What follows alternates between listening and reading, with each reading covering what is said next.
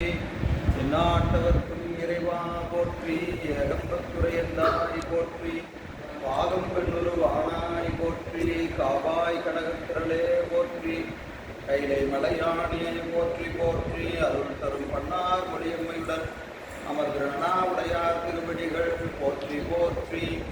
திருச்சிற்றம்பலம் தில்லையம்பலம் கொடியர்கோன் வெப்பொழித்த புகழியர்கோன் கடல் போற்றி, ஆடிமிசைகள் மிதப்பில் அணிந்த பிரானடி போற்றி, வாழி திருநாவலூர் பண்பொண்டர் பதம் போற்றி, ஊழிமடி திருவாதபூரர் திருத்தாள் போற்றி, தெய்வத்தின் மேல் சமயம் வேறு இல்லை, அதில் சார் சிவமாம் தெய்வத்தின் மேல் தெய்வம் இல்லனும், நான்மறை செம்பொருள் வாய்மை வைத்த சிறுத்தேவாரமும் திருவாசகமும் விவைத்தரச் செய்த ஆழ்வ பொற்றாழியும் உயிர் துணையே, உடைவாளந்தனரேந்தலாக சீர்படுத்த கொள்ளையதாம் திருத்தொண்ட தொகையடியார் பதம் போற்றி, கொள்ளையவர் புராண கதை உலகறிய விரித்துரைத்த செல்வமணி குன்றத்தோர் செங்கிழாரடி போற்றி, ஈராண்டில் சிவஞானம் பெற்றுயர்ந்த மெய்கண்டாரிடைத்தாள் போற்றி, ஆராண்ட பல்லடியார்க்கு அருள் புரிந்த அருள்நஞ்சின் அற்றாள் போற்றி, நீராண்ட கலந்தை நகர் பரஞான சம்பந்த நிலத்தாள் போற்றி, சீராண்ட தில்லை நகர் உமாபதியார் செம்பதுமத்திருத்தாள் போற்றி போற்றி. திருச்சிற்றம்பலம். திருநாவுக்கரசு வளர திருத்தொண்டின் நெறிவாழ பரிஞான தவமுனிவர் வாகீசர் வாய்நிதிகள் பெருநாமச்சே பரவலுகின்றேன் பேருலகில் ஒரு நாவுக்கு உரை செய்ய உண்டாமே குணராதே.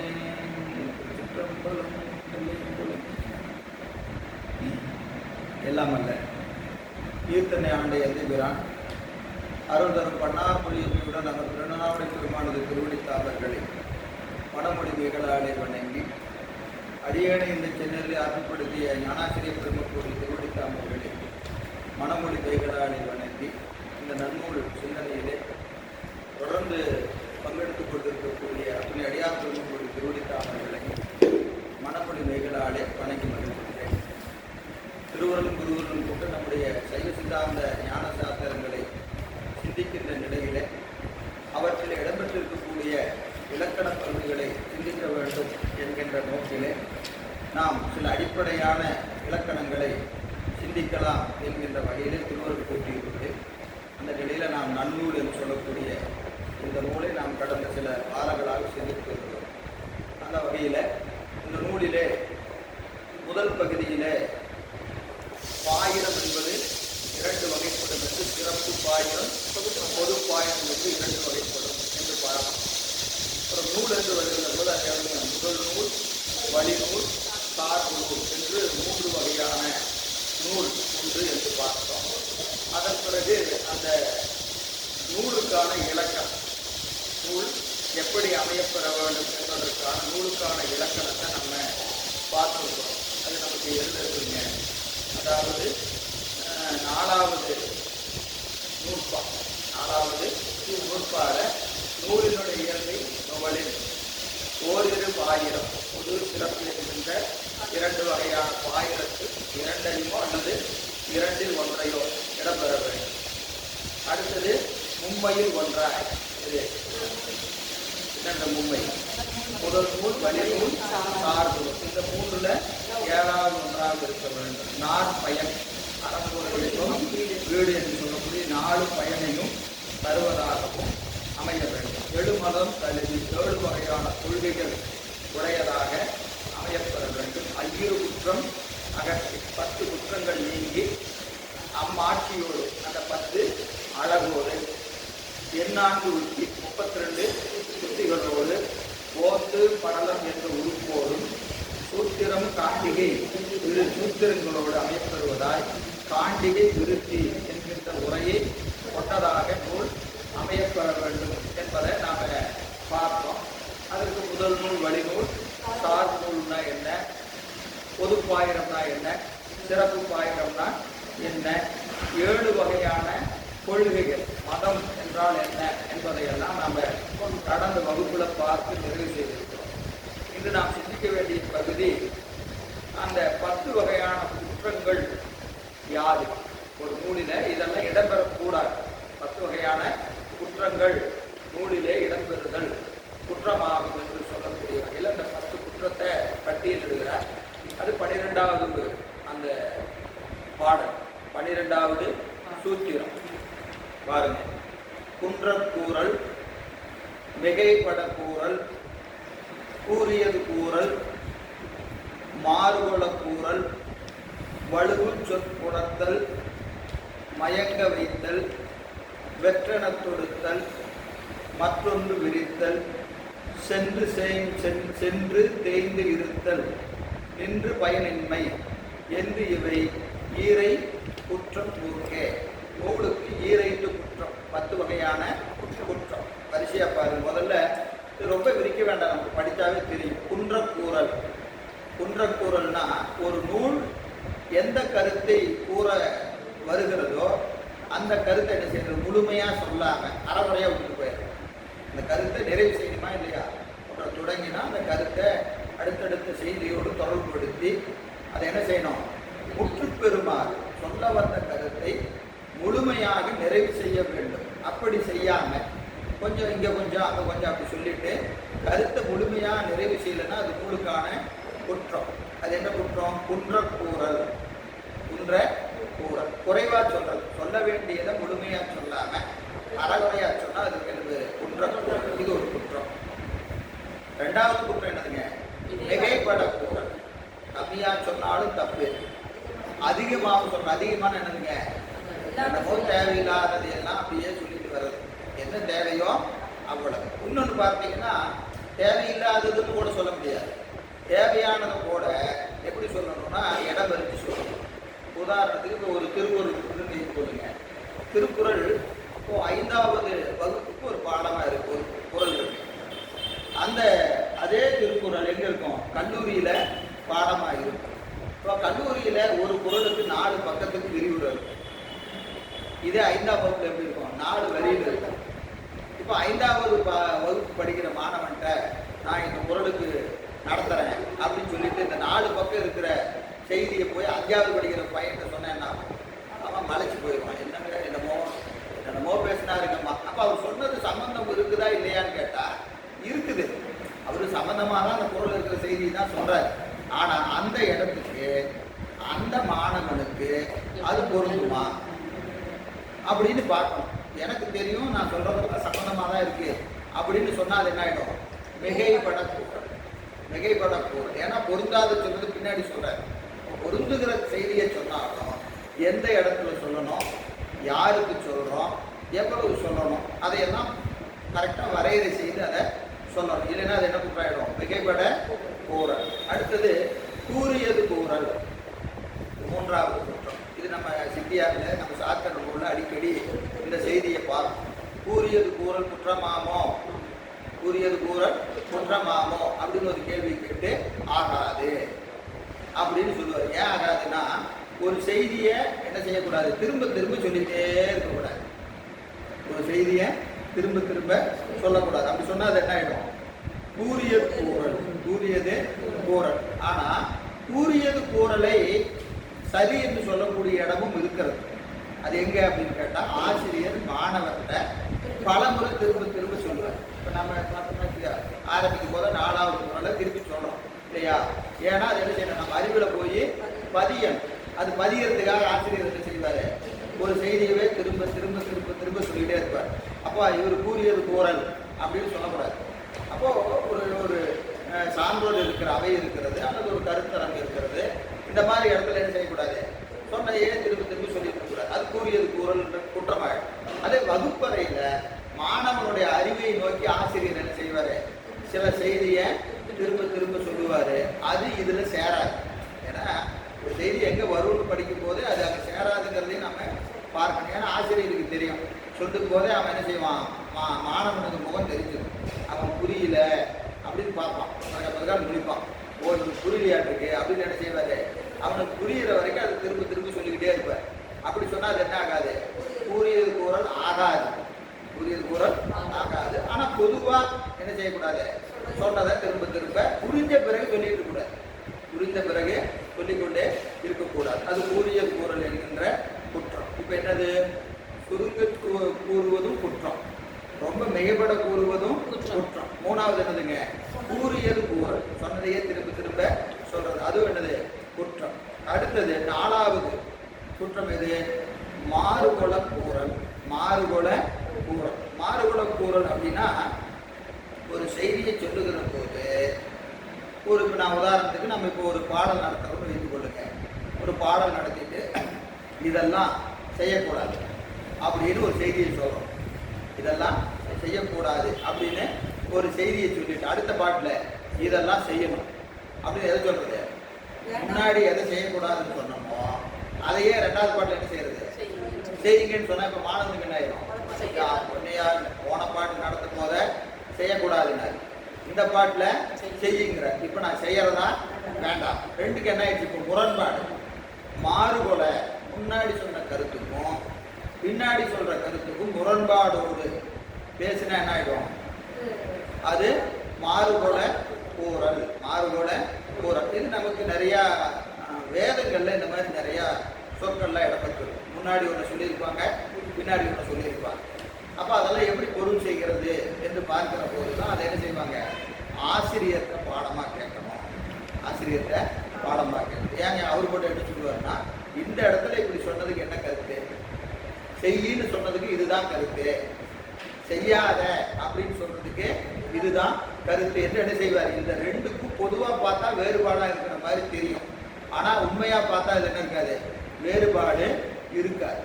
அப்போ அதுக்கு தக்க ஆசிரியர்கிட்ட கேட்டோம்னா நம்ம நூல்கள் இருக்கிறது மாறுகோல இல்லை, முரண்பாடா இல்லை என்பது நமக்கு தெரியும். ஆனால் சில நூல்கள் அப்படி முரண்பாடாக இருக்கும், அப்படி இருந்தால் குற்றம். முரண்பாடாக இருந்தால் குற்றம். அது எப்படின்னா வெறும் சொல்ல வச்சுட்டு நம்ம சொல்லக்கூடாது. உதாரணத்துக்கு உங்களுக்கு ஒரு சிவபிரகாசில் ஒரு பாட்டு சொன்னால் தெரியும். சிவபிரகாசில் ஒரு பாட்டு 31வது பாட்டு தெரியுமா? சிவபிரகாசில் 31 உற்ற தொழில் நினைவு உரையாள். உற்ற தொழில் நினைவு உரையாள் ஒன்று ஒன்று உளவாகும். மற்றவற்றுக்கு ஒரு வினையால் ஒரு வினைக்கு ஒரு வினையால் வீடு. வைதிக சமயம் மாற்றும் மரபில் ஆற்றல் பற்றியது கழியும். இது விளையால் ஏற்கும் பான்மையுமா அப்படின்னு அந்த பாடல். அதில் நான் பாட்டுகள்லாம் விளக்க வேண்டாம், ஒரே ஒரு கருத்து என்ன அப்படின்னு கேட்டீங்கன்னா, நீங்க செஞ்ச வினைய இன்னொரு வினையால என்ன செய்ய முடியாது, கழிக்க முடியாது. உற்ற தொழில் நினைவுரையால் என்னது உருவினைகள் உளவாகும். ஒன்று ஒன்றால் அழியாது. ஒன்று ஒன்றால் அழியாது. ஒரு வினைய இன்னொரு வினையால நீக்க முடியாது. ஒரு நல்வினை, ஒரு தீவனை செஞ்சிட்டோம், ஒரு தீவனைய செஞ்சாச்சு, பிறகு நாம் என்ன செய்யறோம்? இன்னொரு நல்வினை செய்யறோம், இன்னொரு நல்வினைய செய்கிறோம். இப்போ அந்த நல்வினை செஞ்சதுனால இந்த தீவனை போயிருயா அப்படின்னு சொன்னா சைவ சித்தாந்தம் அது ஏற்படுது. நல்வினை செஞ்சியா, அதனால உனக்கு ஒரு இன்பம் வரும், அதை தனியா அனுபவிச்சுக்கோ. இப்போ ஒரு தீவனை செஞ்சியா, இதனால உனக்கு ஒரு துன்பம் வரும், துன்பம் வரும், இதை நீ தனியா அனுபவிச்சுக்கோ. அந்த 10 ரூபாய் லாபம் 5 ரூபாய் நட்டம் இந்த ரெண்டையும் கூட்டி கழிச்சு மிச்சத்தை கையில வச்சுக்கோ அப்படிங்கிறது எங்க கிடையாது, சைவ சித்தாந்தத்துல இல்லை. அப்படிங்கிறது அந்த 31வது பாட்டோட கருத்து. அந்த முதல் 2 வரியில அது வரும். ஒரு வினையால் என்ன ஆகுதுங்க, ஒன்றை ஒன்று நீக்க முடியாது என்று சொல்லிட்டு அடுத்த வரியிலே சொல்லுவாரு என்னதுங்க, இவற்றுக்கு ஒரு வினைக்கு ஓர் வினையால் வீடு. வைதிக சமயம் மாற்றும் மரபில் ஆற்ற பற்றியது வழி. என்னது வைதிக சைவ சித்தாந்த வழியில சொன்னீங்கன்னா ஒரு தீவினையை ஒரு நல்வினையால் நீக்கலாம். ஒரு தீவினைய நல்வினையா நீக்கலாம். இது அடுத்தது பாட்டே இல்லைங்க, ஒரே பாட்டுல மேல 2 வரிய என்ன சொல்றாரு, ஒரு வினையை இன்னொரு வினையால நீக்க முடியாது அப்படின்னு சொல்லுவாரு. அடுத்த வரியிலேயே என்ன செய்வாரு, நீங்க செஞ்ச பாவத்தை புண்ணியத்தால நீக்கலாம். என்னங்க இதுதான் மாறுபட கூறலோ குற்றமோ அப்படின்னா இல்லை. அது என்ன நீங்க சொல்லிட்டே இல்லையா அப்படின்னா அப்படி இல்லை. அது அழகா ஒரே எழுதும் போல அபுத்தி பூர்வமாக செய்த பாவங்களை அவ்வாறு நீக்கலாம். அபுத்தி பூர்வம் தெரியாம நம்ம ஒரு வினையை செஞ்சுட்டோம், ஒரு வினை நம்ம தெரிஞ்சு செய்யல, தெரியாம செய்து விட்டோம், நம்ம அறியாம செய்யக்கூடிய வினைகள், அது மெல்வினை. அபுத்தி பூர்வமாக செய்யப்படுகிற மெல்வினைகளை நாம் என்ன செய்யலாம், இந்த மற்ற கிரியைகள் போல நல்வினைகால நீக்கலாம். அப்போ வல்வினை அகத்துப்பூர்வமாக செய்கிற வல்வினை ஆகட்டும், புத்திபூர்வமாக செய்கிற வினைகளாகட்டும், இதை என்ன செய்ய முடியாது, நீக்க முடியாது. அப்ப அந்த இடத்துல அந்த அபுத்திபூர்வமான மெல்வினை என்பதை வருவிச்சு பொருள் செய்யணும். இல்லைன்னா அது என்ன ஆயிடும், இந்த இடத்துக்கு வந்துடும். என்ன இடம், மாறுகுல கூறல். மாறுகுல கூறல்ங்கிற குற்றம் அந்த இடத்துக்கு வந்துடும். அப்ப அங்க இல்லை, அதற்கு என்ன செய்யணும், வருவிச்சுக்கணும். அதுக்கு நாம அழகாக வியாக்கியானம் சொல்லணும். அதுக்கு என்ன சொல்லணும், வியாக்கியானம். வியாக்கியானம் என்னங்க, தக்க பொருள், அந்த இடத்துக்கு சரியான பொருளை சொல்லணும். அதுதான் இங்க சொல்றோம். அப்போ மாறுபட கூறினால் குற்றம், மாறுபட கூறினால் குற்றம். அடுத்தது வலுவு சொற்கள் புணர்த்தல். குற்றமுடைய சொற்களை எங்க பாடல்லையோ உரையிலையோ கொண்டு வந்து சேர்த்திக்கணும். கொண்டு வந்து சேர்த்து அப்படின்னு என்னதுங்க, ஒரு இடத்துல ஒரு கருத்தை சொல்ல வரணும்னு சொன்னா அதற்கு அந்த சொல் எப்படி இருக்கணும், சரியான சொல்லா இருக்கணும். சரியான சொல்லா இருக்கணும். சொல் குற்றம் ஆயிடுச்சுன்னா என்ன ஆயிடும், பொருளும் குற்றம் ஆயிடும். பொருளும் குற்றமாயிடும். அது இப்ப நம்ம அழகா வள்ளுவ பெருமான் சொல்றது என்னதுங்க, சொல்லுக சொல்லை, சொல்லுக சொல்லை என்னது, அச்சொல்லை வெல்லும் சொல் இன்மை அறிந்து. ஒரு சொல் சொன்னோம்னா அதுக்கு மேல இன்னொரு சொல் சொல்ல முடியாது, அப்படி இருக்கணும்.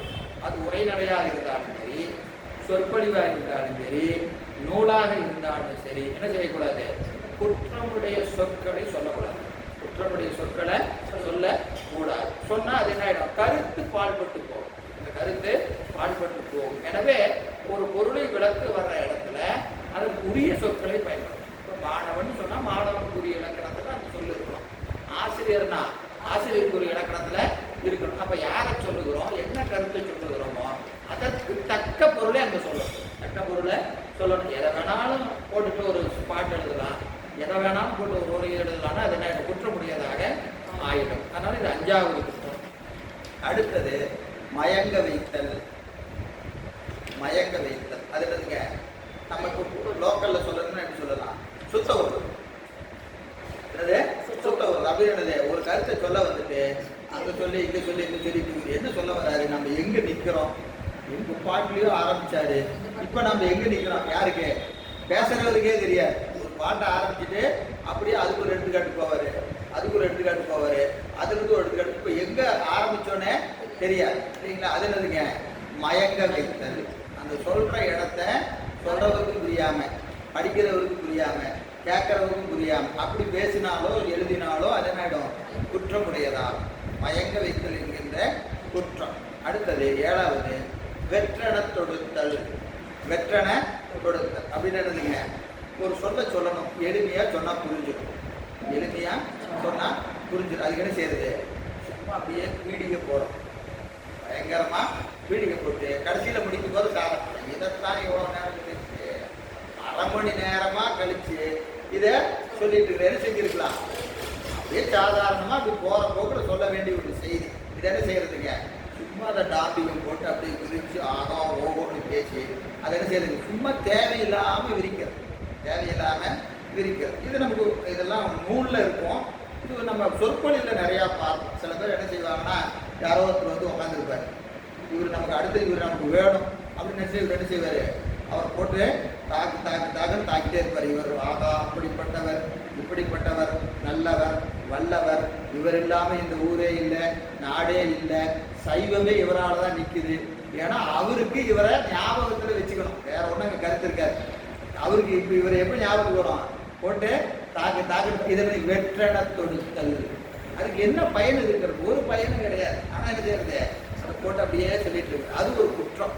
ஏன்னா நம்ம என்ன சொல்ல வரமோ, என்ன எழுத வரமோ அதை நேரடியாக அதை தேவையான, அதாவது ஒரு எப்பவுமே ஒரு கருத்தை சொல்ல வருகிற போது அதை அதற்கான பக்கத்தில் இருக்கிற அலங்காரம், ஒரு சொல்ல எப்படி சொல்லணும், பின்னாடி 10 அழகு வருது.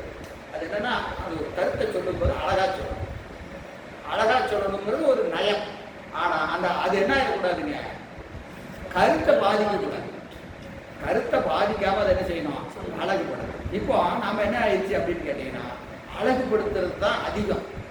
கருத்தை என்ன செய்யறது, ஒரு மணி நேரம் பேசினா, இப்போ ஒரு ஆடியன்ஸ் உட்கார்ந்து இருக்கிறாருன்னு வச்சுக்கோங்க, இதெல்லாம் சொற்பொழிவில் சொன்னா புரியும். நூலில் சொன்னால் கொஞ்சம் கஷ்டம். இது நூலுக்கும் பொருந்தும், பேச்சுக்கும் பொருந்தும். ஆனால் நான் பேச்சில் இருந்தால் உங்களுக்கு உதாரணம் சொல்லுவேன். இப்போ ஒரு கருத்து, ஒரு தலைப்பு கொடுத்துருக்குறாங்க. இப்போ அந்த தலைப்பில் என்ன செய்யணும் அப்படின்னு கேட்டிங்கன்னா, இப்போ உட்கார்ந்து இருக்கிறவர்களை கொஞ்சம் கவனம் செலுத்தாமல் வச்சிருக்க வேண்டிய கடப்பாடு யாருக்கு இருக்கு? பேசுறவருக்கு இருக்கு. அதனால் அவர் என்ன செய்வார்னா, சில இடையில சில ஒரு நயம், அப்படி ஒரு சிரிப்போம், அல்லது அதில் இருந்து கொஞ்சம் வெளியவோ அப்படி இப்படி போயிட்டு வருவார். ஆனால் போனால் என்ன செய்யணும்? உடனே கருத்து 1 மணி நேரம் பேசினா ஒரு 45 நிமிடம் கருத்தை பேசணும். ஒரு 15 நிமிடம் அவர் என்ன செய்யலாம்? சில அப்படியே அதுக்கு கூட அப்படி ஒரு அலங்காரம் ஜோடனை பண்ணிக்கலாம். சில பேர் என்ன செய்யறாங்கன்னா 15 நிமிஷம் கருத்தை பேசுவாங்க, 45 நிமிஷம் என்ன செய்வாங்க? அதை இதையும் பேசிக்கிட்டே இருப்பாங்க. அதுதான் என்னது? வெற்றன பயனில்லாத சொற்கள். நம்ம என்ன பேசணும், என்ன கருத்தை எழுதுறோமோ அதை விட்டுட்டு தேவையில்லாததையெல்லாம் சொல்றது. இது வெற்றன தொடுத்தல் என்ற ஒரு இழுக்கு. அது ஒரு குற்றம். இது 7வது குற்றம். 8வது குற்றம் மற்றொன்று விரித்தல். மற்றொன்று விரித்தல்னா என்ன அப்படின்னு கேட்டீங்கன்னா, சொல்ல வந்த கருத்து ஒன்று இருக்க வேறொரு கருத்தை. இப்போ வெற்றன தொடுத்தலுக்கும் மற்றொன்று விரித்தலுக்கும் வேறுபாடு புரியுதா? என்ன புரியுது? வெற்றன தொடுத்தல்னா அது பயனே இருக்காது. மற்றொன்று விரித்தல் என்னது? அவரு சொல்றதெல்லாம் நல்ல கருத்தாக தான் இருக்கும். ஆனால் அது எப்படி இருக்கும்? தலைப்பை விட்டு வேற. சில சொற்பொழிவுலாம் பார்த்தீங்கன்னா தெரியும், 3 பேர் உட்காந்துருப்பாங்க. இவருக்கு ஒரு தலைப்பு இருக்கும், அவருக்கு ஒரு தலைப்பு, அவருக்கு ஒரு தலைப்பு. இவரு தலைப்பு விட்டுட்டு அவர் தலைப்பு பேசிட்டு இருப்பார். அவரு இதெல்லாம் நான் எழுதி வச்சிருக்கிறேன், இதை இவரு பேசிட்டு இருக்கிறேன், நான் அடுத்து என்ன பேசுறதுன்னு அவர் உட்காந்துட்டு இருப்பார். ஏன்னா இவருக்கு ஒரு தலைப்பு இருக்கும். இவர் இதை பேசுறதுன்னு என்ன பேசிட்டு இருப்பாரு? அவர் பேச வந்ததெல்லாம் இவர் பேசிக்கிட்டு இருந்தார். இப்போ என்ன ஆயிரும்? இவர் மற்றொன்று விரித்தல். இவர் தலைப்பை விட்டுட்டு அடுத்த செய்தியை அப்படியே பேசிட்டு போனா அவருக்கு என்ன பண்றது தெரியுது. இது ஒரு குற்றம். நம்ம என்ன தலைப்பு நமக்கு கொடுத்துருக்குறாங்களோ அந்த தலைப்புல நிக்கணும். அது நூலுக்கும் சரி, சொற்பொழிவுக்கும் சரி. நான் எல்லாமே சொற்பொழிவுன்னு உங்களுக்கு சொல்லுறேன். காரணம் என்ன? நம்ம அதிகமா கேட்கறது அதுதான் இருக்கு. நம்ம எத்தனை நூல் படிக்கிறோம், முதல்ல ஒரு நூலை எடுத்தோம்னா முதல்ல இருந்து கடைசி வரைக்கும் படிக்கிற மாதிரி இதெல்லாம் பார்க்குறோமா அப்படின்னா நம்ம கொஞ்சம் புரிஞ்சுக்கிறது சிரமமா இருக்கு. அதனால நான் சொற்பொழிவு சொல்லுகிறேன். மற்றொன்று விரித்தல். அடுத்தது சென்று தேய்ந்து இருத்தல். அப்படின்னா என்னன்னா, ஆரம்பிக்கும் போது அருமையா இருக்கும், அப்படியே ஆரம்பிப்பார். கடைசி என்ன ஆயிடும்? போக என்ன ஆயிடும்? அப்படியே தேர்ச்சி ஆனால் போப்பா எப்பப்பா முடிப்பாரு அப்படின்னு ஆயிடும். ஆரம்பிக்கும் போது ஆகா ஓகோ அப்படின்னு இருக்கும். கருத்து என்ன ஆயிடும்? கருத்து அவரால் முடிக்க முடியாது. கருத்தை எடுத்து பேச வர்றது ஆரம்பிக்கும் போது நல்லா ஆரம்பிச்சு முடிக்கும் போது எப்படி இருக்கும்? அப்படியே அந்த கருத்தை முடிக்க முடியாது. எப்படி முடிக்கிறதுன்னு தெரியாது. எப்படி முடிக்கிறதால அப்படியே அதன் மீது இருக்கிற ஆர்வம், அந்த சொற்பொழிவின் மீதோ நூலின் மீதோ இருக்கிற ஆர்வம் என்ன ஆயிடும்? அப்படியே குறைஞ்சு போய் போப்போம் அப்புறம் பார்த்துக்கலாம் அப்படின்னு புத்தகத்தை வச்சுருவாங்க. அதுக்கு நீங்கள் சென்று தேய்ந்து இருத்தல். அந்த கருத்தை முற்று பெறாமல் அப்படியே கடைசியாக என்னது போய் ஒரு முடிச்சத்தில் நிற்கிற மாதிரி நின்றுக்கும். அப்படி நிற்கிறது ஒரு குற்றம். அடுத்தது நின்று பயனின்மை. அதாவது நிறைய பேசுவாங்க ஆனால் ஒரு பயன் இருக்காது. நிறைய சொற்பொழிவு அப்படிதானே இருக்கு. நம்ம போனோம்னா அந்த சொற்பொழிவுகளில் இப்போ பெரும்பாலும் எப்படி இருக்கிறதுங்க? போனோம், உட்கார்ந்தோம், சிரித்தோம் இல்லையா? நகைச்சுவை பட்டிமன்றம்னு ஒரு வைக்கிறான்னு வச்சுக்கங்க. பட்டிமன்றம் கேட்குற வரைக்கும் என்ன பயன்னு கேட்டால் சிரித்தது தான் பயன். அதில் ஒன்றும் குற்றம் இல்லை. நல்லா சிரிப்பாங்க. இவர் அவரை பற்றி பேசுவார், அவர் இவரை பற்றி பேசுவார், வீட்டை பேசுவார், ஆசிரியரை பேசுவார். இதெல்லாம் பேசி முடிச்சுட்டு வந்தேன். சரிங்க, 3 மணி நேரம் இருந்தால் கேட்டேன். என்னங்க பயன்னா சிரித்தது மட்டும்தான் லாபம். அதை தாண்டி என்ன இருக்காது? ஒரு பயனும் இருக்காது. அது போல சில நூல்கள் படிப்போம், படித்து முடிச்சுட்டா அதனால் என்ன இருக்காது? பயன் இல்லாமல் போயிடும். ஏன்னா நம்ம ஏற்கனவே சொல்லியிருக்கிறோம், ஒரு நூல் என்று சொன்னால் அது நாற்பயனை கொடுக்க வேண்டும். அறம், பொருள், இன்பம், வீடு என்று 4 பொருளை கொடுக்கணும். அதுல குறைஞ்சபட்சம் யாராவது ஒன்னையாவது சொல்லணும். நாளை சொல்லலைனாலும் ஒன்று அறத்தை சொல்லணும், இல்லைன்னா பொருளை சொல்லணும், இல்லைன்னா இன்பத்தை சொல்லணும், இல்லைன்னா வீடு பேர்த்தை சொல்லணும். இந்த 4ஐயும் சொல்லாம வெறும் டைம் பாஸ் சொல்லணும்னா டைம் பாஸ், அதனால ஒரு பயனும் இல்லை என்று இந்த 10 குற்றங்கள் நூலுக்கு வரக்கூடாது. இந்த 10 இல்லாம நூல் செய்யணும். பேசுறவங்களும் இந்த 10 இல்லாம பேசணும். சரி, அடுத்து பாருங்க 10 அழகு. இப்போ நம்ம சொன்னது குற்றத்துக்கு நேர் எதிர்மறையா 10 அழகு. ஒரு நூல்னு சொன்னா அதுல இவ்வளவு சிறப்புகள் பொருந்தியதாக ஒரு நூல் இருக்க வேண்டும். பாருங்க 13வது நூற்பான்.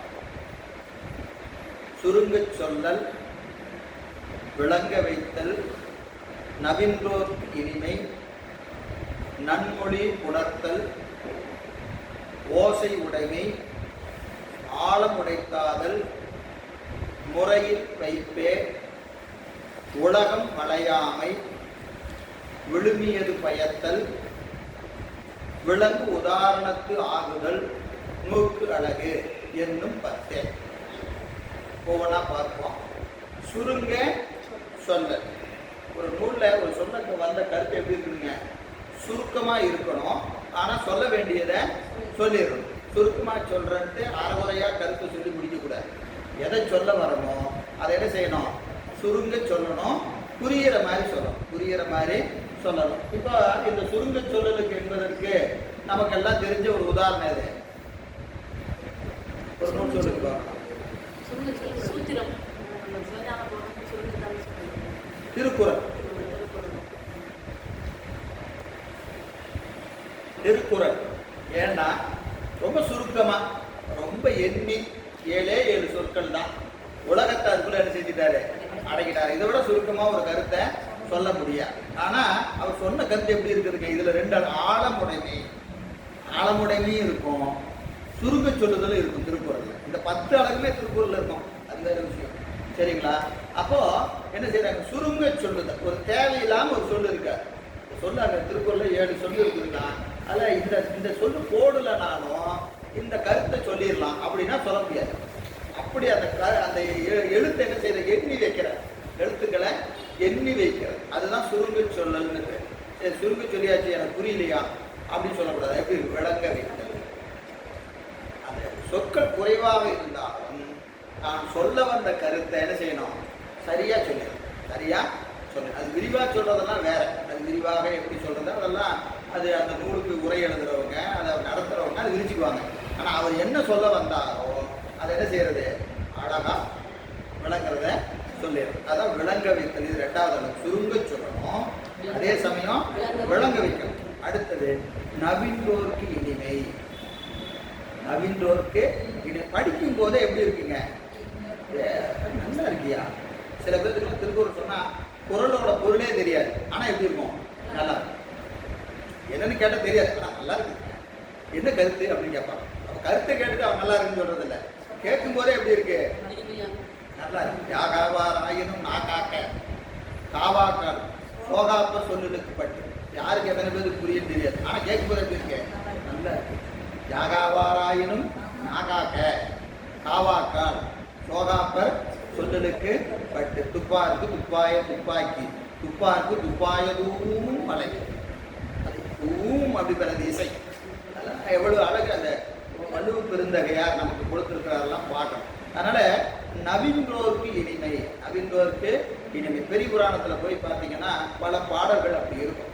அப்படியே அந்த இசையோடு இருக்கும், இசையோடு இருக்கும். இன்னொன்று பார்த்தீங்கன்னா அது எந்த தளத்தில் எந்த சூழல்ல அந்த பதிகம் பாடி இருக்கிறாரு அப்படின்னு பார்த்து அந்த பண்ணிலேயே அந்த பாட்டு இருக்கும். நமக்கு நாவுக்கரசு பெருமான் சூளை நோய் கொடுத்து அங்கே இருக்கிறாருன்னா அந்த அந்த இது பாடுறாரா இல்லையா? நமக்கு அந்த சூளை தவிர்த்தருடைய என்று பாடுகிற அந்த பாடலை பெரிய புராணத்தில் எடுத்தீங்கன்னா இது என்ன பண்ணமிதில் இருக்குதோ அதே பண்ணமிதில் அது இருக்கும். அதே மாதிரி ஞான சம்பந்த பெருமானுக்கும் சரி, நாவுக்கரசருக்கும் சரி, நம்பி ஆரூருக்கும் சரி, அது அப்படியே அந்த அமைதி, இந்த பண்ணமைதியை அதில் வச்சிருப்பாங்க, அதில் வைத்திருப்பாங்க. அப்புறம் எப்படி இருக்கும் அப்படின்னு கேட்டிங்கன்னா படிக்கும் போது அவ்வளோ அழகாக இருக்கும். நீங்கள் நம்முடைய இவருடைய கண்ணப்ப நாயனார் புராணத்தில் அவர் வேட்டைக்கு போகிற இடத்துல ஒரு 15-20 பாட்டு இருக்கு. அது எப்படி இருக்குன்னா பாட்டு ஓடும், படிக்கும் போத பாட்டு ஓடும். ஏன்னா அவர் என்ன வேட்டைக்கு போயிட்டு இருக்காங்க, வேகமாக ஓடுறாங்க. நீங்கள் பாட்டு அந்த பாட்டை மெல்ல படிக்க முடியாது, படிச்சிங்கன்னா படிக்க முடியாது, ஓடணும் பாட்டு. கட கட கட கட கடன்னு ஓடும் பாட்டு. ஏன் பாட்டு அப்படி ஏன் ஓடுதுன்னா அங்கே வேட்டையில் இருக்கிறாங்க. வேட்டையில் இருக்கிறதுனால பாட்டு என்ன செய்யும்? அப்படியே ஓடும். அதை படிக்கும் போதே நீங்கள் அந்த பொருள் புரிஞ்சிருச்சுன்னு வச்சுக்க. அந்த கண்ணப்ப நாயனார் புராணத்தில் அந்த பாடல்களை படிக்கிற போது நீங்கள் நாடக பாணியில தான் படிக்கணும். நாடக பாணியில் எப்படின்னா அது படிக்கும் போதே நமக்கு அந்த அந்த உணர்வோட படித்தாதான் அந்த பாட்டு அப்படியே அப்படியே போய் உட்காரும் அந்த இடத்துல. அப்போ அது நவீன்றோர்க்கு இனிமை. படிக்கும் போது அந்த உணர்வு நம்மை பற்றும். பாடல் தான் அந்த பாடல் படிக்கும்போது நமக்கு என்ன வந்துடும், அந்த உணர்வு நம்ம பற்றும். அதுதான் அந்த அந்த சொல்லுக்குரிய தன்மை. அப்போ அவ்வளவு அழகா அந்த சொற்களை யாரு சேக்கிழார் பெருமான் அமைத்து கொடுத்துருக்கிறார். அதெல்லாம் நீங்க நம்ம எல்லா நாயன்மார் புராணத்திலையும் பார்க்கலாம், நிறைய இடத்துல இருக்கு. அப்புறம் நன்மொழி புலர்த்தல், நன்மொழி புலர்த்தல். அமங்கல சொல்லு இருக்கக்கூடாதுங்க நூல்ல அமங்கல சொல்லு இருக்கக்கூடாது. அது ஒரு குற்றம். எப்பவுமே உயர்ந்த சொற்களை அது நூலுக்கு மட்டும் இல்லைங்க, ஒரு நல்ல மனிதனுக்கு அடங்கு. நல்ல மனிதன் எப்பவுமே என்ன செய்யக்கூடாது, அமங்கல சொல்ல பயன்படுத்தவே கூடாது. நம்ம எதுக்கு எடுத்தாலும் இருந்துப்போம் ஐயோ ஐயோ அப்படிம்போம் இல்லைங்களா. இப்போ பார்த்தீங்கன்னா நீங்கள் இப்போ நாளிதழ்லாம் இருக்கிறது, ஒருத்தர் வந்தார் சட்டக்குன்னு வெட்டினார் அப்படிலாம் எழுதுவாங்க. இது என்னங்க, இதெல்லாம் அமங்கலம், ஒரு கொடூரமான ஒரு செயல் நடக்குது. அதை எழுதும்போது அப்படிலாம் எழுதுவாங்க. சேக்கிழார் பெருமான் எழுதுறாரு, அவன் நினைத்த அப்பரிசை செய்ய. என்ன எழுதுறாரு, நினைத்த அப்பரிசை செய்ய. அவ்வளோதான், முடிஞ்சு போச்சு. அப்போ என்ன நினைச்சானோ சொல்லிட்டாங்க. அப்போ அங்கே அமங்கலமே இருக்காது. அமங்கலமே இல்லாம நினைத்த அப்பரிசை செய்ய அப்படின்னு ஒரே வார்த்தையில் அதை சொல்லிட்டு போறார் இல்லையா. அப்புறம் பெருமான் மறைந்தார், பெரிய புராணத்தில் எங்கேயுமே கிடையாது. நாயன்மாருக்கு எழுந்தருளினார், அருள் செய்ய எழுந்தருளினார் அப்படின்னு எழுதுவார். அப்புறம் எழுந்தருளிய பிறகு அருள் செஞ்சாச்சு, அப்புறம் என்ன செஞ்சாரு, மறைந்தார் இருக்காரு. பெரிய புராணத்தில் எங்கேயுமே பெருமான் மறைந்தாருங்கிற சொல்லு ஒரு இடத்துல கூட இருக்காரு. ஏன்னா அது அமங்கலம், அவர் மறைவதில்லை. எழுந்தருளினார் வந்தாரு, சரி வந்தாரு எழுந்தருளினார். அப்புறம் மறைந்ததுக்கு என்ன செய்யணும், எழுந்தருளினார். எப்படி சொல்லலாம்னா சும்மா ஒரு நகைச்சுவைக்காக நான் சொல்கிறேன், இது கருத்து அது இல்லை. ஆனால் இப்படி சில நேரத்தில் அந்த நகைச்சுவை தான் நமக்கு ஞாபகம். ஒரு திரைப்படம் நீங்கள் பார்த்துருப்பீங்க, எனக்கு ஹிந்தி தெரியுமா இங்கே வா அப்படின்னு சொன்னால் அதுக்கு என்ன சொல்லுவான், ஈதர் ஆவோ அப்படிமா. அப்புறம் அங்கே போன என்ன அர்த்தம், இங்கிருந்து அங்கே போய் நின்றுக்குவான், அங்கே போய் நின்றுட்டு ஈதர் ஆவோ அப்படிமா அப்படின்னு நினைதான். அவனுக்கு அது மட்டும் தான் தெரியும். ஆனாலும் அதை தான் சொல்லுவான், போனாலும் அதான் சொல்லுவான். இது திரைப்படத்தில் வரக்கூடிய ஒரு நகைச்சுவை. அது எதுக்கு நான் சொல்றேன்னா, சேக்கிழார் பெருமானுக்கு மறைந்தார்னு சொல்லி தெரியாது, சொல்ல மாட்டார். ஆனால் என்ன செய்யறாரு, எழுந்தருளினார். எங்கது சொரூப சிவம் தடத்த சிவமாக எழுந்தருளினார், அருள் செஞ்சுட்டார். இப்ப என்னங்க ஆனார், தடத்த சிவம் சொரூப சிவமா எழுந்தருளினார். இப்போ இங்க வரும்போது இவர் எங்க நீங்க தடத்துக்கு நின்றுட்டு அங்கிருந்து இங்க வந்தாருங்க. இப்போ அருள் செஞ்சுட்டாரு, இவர் எங்க போயிட்டாரு, அங்க போய் நின்றுக்கிட்டு அங்கிருந்து இங்க எழுந்துட்டார், அங்கிருந்து இங்க எழுந்தார். ஏன்னா மறைந்தார் என்பது அவங்களுக்கு. இறைவன் எங்க இருக்கிறாங்க, எங்கும் நீர்க்கவர இருந்திருக்கிறார்.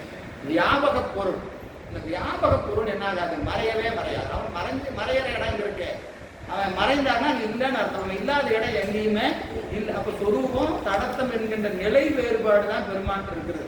அது தவிர அவன் என்ன கிடையாது, மறைந்தார் என்கின்ற சொல்லே கிடையாது. அது சொன்னா அமங்கலம். அதனால திருத்தொண்டர் புராணத்தில் அந்த சொல்லு கிடையாது. அதான் என்ன, நன்மொழி புணர்த்தல். சொல்லும் போது நல்ல சொற்களை பயன்படுத்தும். இது நமக்கு அழகா, நமக்கு வள்ளுவர் பெருமான் ரொம்ப அழகா அது ஒரு பகுதியாக விரித்து கொடுக்கிறார். என்னதுங்க, இன்சொல். இன்சொல் இப்போ நல்லோருக்குரிய இலக்கணத்தில் சொல்லுவார். என்னன்னு கேட்டீங்கன்னா, அருமையான குரட்பா. என்னதுங்க, இன்சொலான் ஈரம் அலை இப்படி இளவாம் செம்பொருள் கண்டார்வாய் சொல். செம்பொருள் கண்டார்வாய் சொல். செம்பொருள் கண்டவர்கள் வாயிலே வருகிற சொல் எப்படி இருக்குன்னு சொன்னா இன்சொல், இன்சொலார். அப்புறம் ஈரம் அலை.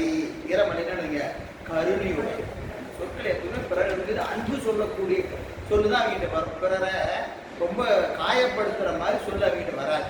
ஈரம் உடைய சொற்கள் அப்படின்னா, ஈரம் என்பது இல்லைங்க, அன்பு, கருணை. அப்புறம் படிறு இளவாம். என்னது, வஞ்சம் இல்லாத சொல். சில பேர் ரொம்ப இனிக்க பேசுவான், உள்ள வஞ்சத்தை வச்சு வெளியே சிரிச்சு பேசுவான். பெரியவங்கிட்ட அது இருக்காது. அதை என்ன சொன்னாலும் எப்படி சொல்லுவாங்க, இந்த வாயும் நெஞ்சும் ஒரே கோட்டில் நிற்கும். இங்க என்ன நினைக்கிறாங்களோ அதுதான் வரும். அது என்னதுங்க, படிறு இளவாம். படிறுன்னு என்னதுங்க, வஞ்சம் இல்லாத சொல். யார்கிட்ட வரும்னா செம்பொருள் கண்டவரிடத்தில். செம்பொருள் யாரு, பெருமானை அறிந்தவர்கள்ட்ட இந்த மூணு தன்மை இருக்கும். என்னது, இனிய சொற்களை சொல்லுவாங்க, அன்புடைய கருணையுடைய சொற்களை சொல்லுவாங்க, வஞ்சம் இல்லாம சொல்லுவான். இது சொல்வதற்கு மட்டுமல்ல, எழுதுவதற்கும் பொருந்தும். நன்மொழி உணர்த்தல்.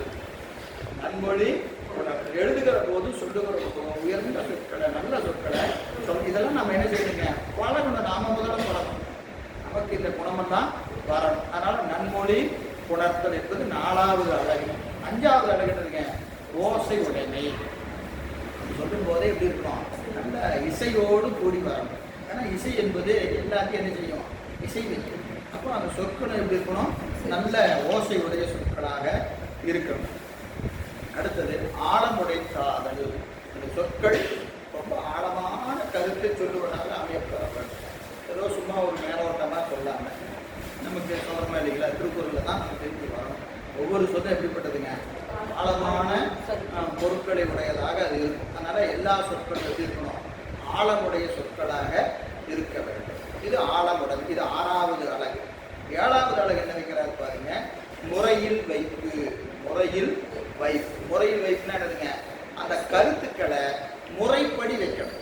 முறைப்படி வைக்கணும். அது எப்படி முறைப்படி வைக்கிறது அப்படின்னு கேட்டா, இப்போ சொல்ல அந்த பாடத்தை கேட்கிற மாணவன் இருக்கிறானா இல்லையா, அந்த நூலை படிக்கிற மாணவனுக்கு மலிவு வரக்கூடாது. முதல்ல எதை சொல்லணுமோ அதை சொல்லி அதை விளக்கிட்டு, எப்போ இது புரிஞ்சிருச்சா, புரிஞ்சிருச்சு, அதுக்கடுத்து எது சேர்த்து, அடுத்தது இது, அடுத்தது இது. அப்போ 1வது கருத்தை விளங்கினா தான் 2வது கருத்து விளங்கும்.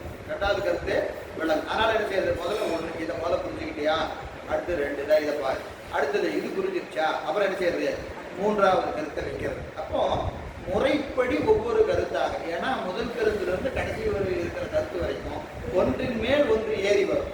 ஒன்றின் மேல் ஒன்று ஏறி வரும். இப்போ ஒரு வாய்ப்பாடை நடத்திட்டு கணக்கு நடத்தணும். இப்போ வாய்ப்பாடே நடத்தாம கணக்கு எடுத்த உடனே நான் கணக்கு போறேன் அப்படின்னு கணக்கு கூட என்ன மாணவனுக்கு ஒன்றும் புரியாது. இது எப்படி சார் 2 2 4 ஏன் வரும், 5 வராதான்னு கேட்பான். ஆனால் வாய்ப்பாடியா, வாய்ப்பாடு நடத்தவே இல்லை சார். அப்போ அவன் 2 2 4 என்ன செய்வான், அங்கேயே வேலை பார்த்துட்டு அவனுக்கு புரியாது. அப்போ அவனுக்கு முதல்ல எதை நடத்தணும் அதை நடத்திட்டு தான் அடுத்ததுக்கு போகும். இது ஒரு முறைமை. அப்போ நூல்லேயே எப்படி இருக்கணும், அப்படி கருத்து இருக்கு. சில நூல்லாம் பார்த்தீங்கன்னா தெரியும், ஒரு கருத்தை தலைப்படுக்கிறான்னு வச்சுக்கிறேன், இந்த பகுதியில் அமையப்பெற்ற கருத்துக்கள் அப்படின்னு 1 2 3 போட்டு இதெல்லாம் உள்ள இருக்கு அப்படின்னு எழுதுவாங்க. அப்புறம் அதை ஒவ்வொன்றா எடுத்து விரிப்பாங்க. விரிச்சுட்டு 2வது கருத்துக்கு போவாங்க. அப்போ 1வது கருத்து புரிஞ்சாதான் 2வது கருத்து. இது நீங்க அப்படியே வரணும்னா சிவஞான போதம் தான். சிவஞான போதம் மிகச்சிறந்த முறை வைப்புடைய நூல். முறை வைப்புக்கு நீங்க இதை விட நம்ம படித்த வகையில் அதை விட சிறந்த ஒரு முறையான நூல் இருக்கு கிடையாது. ஏன் அப்படின்னு கேட்டீங்கன்னா, முதல்ல எடுத்துக்கிட்டார் 3 பொருள், முப்பொருள், பதி பசு பாசம் எடுத்தார். 3 இருக்குதுயா, 3 இருக்குது அப்படின்னு நிறுவுற. முதல்ல என்ன செய்யறாங்க, பிரமாண எல் முதல்ல 3 இருக்குது நம்புறதுக்கு என்ன வழி, 1 எடுத்தார், பதியினுடைய பிரமாணம் எடுத்தார். அதுக்கு யாரெல்லாம் என்ன தடை செய்யலாம் அப்படின்னு அதை பார்த்தீங்கன்னா 1வது அதிகரணம் விளங்கினாதான் 2வது அதிகரணம். அப்போ இதை முடிச்சுட்டியா, எல்லாம் புரிஞ்சிருச்சா, உலகம் 3 தொழில்படும் தெரியுமா, உனக்கு ஏதாவது சந்தேகம் இருக்குதா, புரியலைங்க, நீ இங்கேயே இல்லை, புரிஞ்சதுக்கப்புறம் அடுத்ததுவா 2வது அதிகரணத்துக்கு எப்போ வரணும், ஆமாங்க உலகம் தோன்றி நின்று ஒழுங்கும், ஒத்துக்கிட்டியா, புரிஞ்சிருச்சா, புரிஞ்சிருச்சு, அடுத்ததுவா 2வது கருத்து. 2வது கருத்து அது புரிஞ்சிருச்சா, 3வது கருத்து அது புரிஞ்சிருச்சா, 2வது கருத்து. இப்போ ஒன்று விளங்கினாதான் 2வது கருத்து 2வது அதிகரணத்துக்கு வரணும். அது முறைப்படி விட்டுருக்கணும். அப்படிதான் எங்க வரணும், 1ல் ஆரம்பிச்சு 12ல் 4வது அதிகரணம் வரைக்கும் அப்படிதான் வரணும். அதான் முறையில் வைப்பு. அழகா வச்சிருக்கிறார். இயல் ஓத்து அழகா பார்த்தீங்கன்னா தெரியும். ஓத்து எடுத்துக்க, ஓனுக்கும் அதிகரண முறைமை இருக்கார். அதிகரண முறைமை. அடுத்தது ஓத்து எய்வு, சூத்திர எய்வு என்றெல்லாம் பாடியத்தில் அவ்வளோ அழகா இதெல்லாம் இருந்துங்க. இது நூல் அமைக்கிற முறைமை. நூல் செஞ்சா இப்படிதான் செய்யணும். முறைப்படி ஒவ்வொன்றாக விளைக்கொண்டு வரணும். அதான் இங்க செய்யறாருங்க, முறையில் வைப்பு. காரணகாரிய தொடர்ச்சி. காரணகாரிய தொடர்ச்சி அப்படின்னு இந்த காரணத்தினால இந்த காரியங்கள் அப்புறம் என்ன ஆயிரும், இந்த காரியம் காரணமே எதற்கு, அடுத்த காரியத்திற்கு இது காரணம். இப்போ உதாரணத்துக்கு நமக்கு சும்மா புரியுற மாதிரி வச்சுங்களேன். இப்போ ஒருத்தர் வரான்னு வச்சுங்களேன், இவன் யாரு அப்படின்னு கேட்டால் நம்ம செய்வோம், டே அந்த இவர் இருக்கிறார்ல, அந்த பக்கத்து 3வது வீட்டுக்காரர் இருக்கிறார்ல, ஆமா அவரோட மச்சனை இருக்கிறார்ல, ஆமா அவரோட சம்பந்தி இருக்கிறார்ல, இருக்கிறார் அவரோட தம்பி பையன். இப்போ இவனை சொல்லணும்னா முறையா இவன் தெரிஞ்சிருச்சா? அவனுக்கு தெரியும். ஆமாம்மா, அந்த அந்த இவர் தானே, அவர் புரிஞ்சிருச்சா? புரிஞ்சு. அப்போ என்ன தெரியுங்க, இவனை விளக்கறதுக்கு இவனை விளக்கி அவனை விளக்கி அவனை விளக்கி அவனை விளக்கி இப்படி 5 சுற்றி வந்தார். இவன் புரிஞ்சுட்டான். புரிஞ்சிச்சா இல்லையா? இப்போ இடையில அவனே இருக்கிற இடையில புரியல, நான் புரிய மாட்டான். அவன் எனக்கு தெரியலையே, நான் சரி விடுப்பா, தெரிஞ்சவன் தான் விடுவோம். ஏன்னா அவனுக்கு அதுக்கு மேலே விளக்க முடியாது. அப்படி முறைப்படி அதை ஒவ்வொன்றா படிநிலையில் விளக்குது, படிமுறையில் விளக்குது. அப்படிதான் என்னதுங்க முறையில் வைப்பு. அந்த நூலே அப்படிதான் வரும், நூலோட முறைமையே அப்படிதான் அமையும். அதான் முறையில் வைப்பு வைக்கிறார். அடுத்து 8வது அழகு பாருங்க, உலகம் அலையாமை. உலகம் அலையாமை. உலகம் அலையாமை என்று சொல்லுகிற போது ஒரு நூலை பார்க்கிற போது எவ்வளவு அது விரிந்த நூலாக இருந்தாலும், அழகுடைய நூலாக இருந்தாலும், உயர்ந்த நூலாக இருந்தாலும் உலகம் நினைக்கக்கூடாது, எங்கப்பா நமக்கெல்லாம் எங்கப்பா அப்படின்னா அந்த நூல் இருந்து பயனில்லை, நூல் இருந்து பயனில்லை. அப்போ உடனே ஒரு கேள்வி, நம்ம நூலெல்லாம் எல்லாரும் அப்படிதான் சொல்லியிருக்கிறாங்க. சிவஞான போதம் தான் என்ன செய்யுது, சிவஞான போதமா மாபாடியம்மா அப்படின்னு உலகம் மலைக்குதே, உலகம் மலைக்குது அப்படின்னா அதுக்கு ரொம்ப அழகா சொல்ல, உலகம் என்பது உயர்ந்தோர் மேற்று. உலகம் என்பது உயர்ந்தோர் மேற்று. ஏன்னா கீழான அறிவு இருக்கிறவன்ட்ட அவனுக்கு எதை கொண்டே கொடுத்தாலும் அப்படிதான் சொல்லுவான். புரியுதா? அவன்கிட்ட போய் ரொம்ப சாதாரணமாக ஒரு நூலை கொண்டே கொடுத்தாலுமே இதெல்லாம் எங்கேயா படிக்கிறது அப்படிமா. இப்போ அவன்கிட்ட போய் சிவஞான போதத்தை கேட்டால் அவன் என்ன படிக்கிறதுனா சொல்ல போவான். குமுதம் கல்கண்டே படிக்க மாட்டான். அவன்கிட்ட போய் சிவஞான போதத்தை படினா படிப்போம். இப்போ உடனே இந்த நூல் வந்துங்க உலகம் அலையிற மாதிரி இருக்கு அப்படின்னு சொல்லக்கூடாது. புரியுதுங்களா? பின்னாடி சொல்றாரு, மாணவர் இலக்கணம் பின்னாடி வருது. அது சொல்றாரு, தொல்பொருளுக்கு அஞ்சான், தொல்நூலுக்கு அஞ்சான். மாணவன் யாருங்க? தொல்நூலுக்கு அஞ்சான். தொன்மையான நூல், ஐயோ இதெல்லாம் நமக்கு விளங்காது அப்படின்னு அஞ்சினா அவன் மாணவனே கிடையாது. இதெல்லாம் நமக்கு எங்க நமக்கெல்லாம் புரியாதுங்க, நமக்கெல்லாம் ஆகாதுங்க அப்படின்னு சொன்னா அவன் யாரு? அதை எடுத்து வெளியே போ, யாரு கிடையாது, மாணவனே கிடையாது. அப்போ அந்த கேட்டகரியில வரவனை பற்றி பேசில்லை. புரியுதுங்களா? நல்லா படிக்கணும்னு ஆர்வம் இருக்கிறவன் மலையிற மாதிரி இருக்கக்கூடாது. படிக்கிறவன் மலையக்கூடாது, படிக்காதவன் மலையத்தான் செய்வான். இடத்தை கொடுத்தாலும் அவன் மலையத்தான் செய்வான். அவனை பற்றி இங்கே பேச்சே கிடையாது. நல்ல ஆர்வம் படிக்கிற ஒரு ஆள் இருக்கிறாரு, அவருக்கு சொல்லி கொடுக்குற ஒரு ஆசிரியர் இருக்கிறார். ஏன்னா ரொம்ப முக்கியம், மாணவனுக்கு எவ்வளவு விருப்பம் இருந்தாலும் அந்த நூலை அவனுக்கு தகுந்த மாதிரி சொல்வதற்கு யார் வேணும்? ஆசிரியர். ஆசிரியர் இல்லைன்னா எந்த நூலுமே விளங்காது. சாதாரண சின்ன நூலாக இருக்கட்டும், பெரிய நூலாக இருக்கட்டும், எந்த நூலாக இருந்தாலும் அதை படிக்கணுங்கிற ஆர்வம் யாருக்கு இருந்து வரும்? ஆசிரியர்களுக்கு தான் வரும். ஆசிரியர் அதை அனுசரிக்கணும், கடத்தணும். அந்த உணர்வை மாணவனுக்கு கடத்த வேண்டிய பொறுப்பு யாருக்கு இருக்கு? ஆசிரியருக்கு இருக்கு. அப்பதான் எவ்வளவு பெரிய நூலாக இருந்தாலும் உட்காந்து பாடம் கேட்பாங்க, இல்லைன்னா பாடம் கேட்க மாட்டாங்க. அதனால அந்த மலையாமை என்பதில் அதெல்லாம் வராதுன்னு சொல்றோம். இது நல்ல ஆசிரியர், நல்ல மாணவர்கள் இருந்தும் கூட ஒரு நூல் வாசிப்பதற்கு மலைவி தருவதாக அமைவதாக இருக்கக்கூடாது. இது 8வது அலகு. 9வது அலகு பாருங்க, விழுமியது பயத்தல். விழுமியது பயத்தல். அந்த நூலுக்கு பயன் உண்டு நாம் சொன்னோம். என்ன? அறம்பொருள் இன்பம் வீடு என்று 4 பயன் இருக்கிறது. அதுல பல்வேறு பயன் இருந்தாலும் உயர்ந்த பயனை தருவதாக அந்த நூல் அமைய வேண்டும். நம்ம பார்க்கிறோம், அறத்தை சொல்லக்கூடிய நூல் இருக்கிறது, பொருளை சொல்லக்கூடிய நூல் இருக்கிறது, இன்பத்தை சொல்லக்கூடிய நூல் இருக்கிறது, ஞானத்தை தரக்கூடிய நூல்கள். இதுல எது உயர்ந்த நூல் அப்படின்னு கேட்டால் நம்ம என்ன? ஞானத்தை தருவது. ஏன்னா அது என்னது? விழுமியது பயன். 4 பொருளை தருவதாக இருந்தாலும் மேக்சிமம் எதுல இருக்கணும்? அதிகபட்சமான பயன் எது கிடைக்குதோ அதை தருவதாக அந்த நூல் அமைவதாக இருக்கும். ஆனா சில நேரங்கள்ல அதுலேயும் அடிப்படையாக சில நூல்லாம் வைத்திருப்பாங்க. அதுக்கு காரணம் மாணவர் பக்குவம் நோக்கி. இப்போ நமக்கு ஒரு சைவ சித்தாந்த நூல் வைக்கிறோம், 14 சாத்திரம். இந்த 14 சாத்திரமும் எல்லாமே சிவஞான போறதா இருந்தா தெரிஞ்சுக்குவாங்க. எல்லாமே சிவஞான போறோம் அப்படி இருந்தா என்ன ஆகும்? படிக்க முடியாது. அதுக்காக என்ன செய்யறாங்க? ஒருத்தர் உள்ள இப்பதான் வரான், சித்தாந்தம்னா என்னங்க அப்படின்னா இருப்பா பைத்தியக்காரு உள்ளவா முதல்ல என்ன செய்யணும்? உள்ள விட்டு கதை சாத்தணும். உள்ள குழந்தமா இல்லையா? அதுக்கு என்ன செய்யறது? உண்மை விளக்கம்னு ஒரு நூல் இல்லையா? ரொம்ப நல்லா இருக்கும், எளிமையா இருக்கும். 36 தத்துவங்கள் தான், வேற ஒன்றும் இல்லை. கூட்டத்துக்கு சொல்லிடுது அப்படின்னு அவங்களுக்கு என்னதுங்க? அந்த அடிப்படை பாடமும் இருக்குது. ஞானம் தான் நோக்கம். எது? ஞானம் தான் நோக்கம். என்னமோ ஞானம் தான். ஆனா அதை கூட என்ன செய்யறது? படிநிலை. அதான் இப்போ ஞான நெறியில பயிற்சி செஞ்சாலும் அதில் நல்ல ஆழமுடையவங்களும் இருப்பாங்க, இப்பதான் உள்ள வந்தவங்களும் இருப்பாங்க. இப்படி பல்வேறு தரம் இருக்கா இல்லையா? அப்போ அதற்கு தக்கவாறு நூல் இருக்கணும். நூல் எப்படி இருக்கணும்? எல்லா பகுதியும் தொடுவதாக, எல்லா பக்குவ வேறுபாடு உடையவர்களுக்கு தகுந்த மாதிரி நூல் இருக்கும். அப்போ அதெல்லாம் வைத்திருக்கணும். ஒரே நூல். நீங்கள் பிற சமயங்கள்லாம் போனீங்கன்னா உங்களுக்கு சாய்ஸே கிடையாது. ஒரே நூல் தான். நீங்கள் மேலே இருந்தாலும் அந்த நூல் தான் படிச்சுக்கணும், கீழே இருந்தாலும் அந்த நூல் தான் படிச்சுக்கணும். வேற ஆப்ஷனே கிடையாது. நமக்கு வந்து பாருங்க எவ்வளோ வச்சிருக்கிறாரு சார்.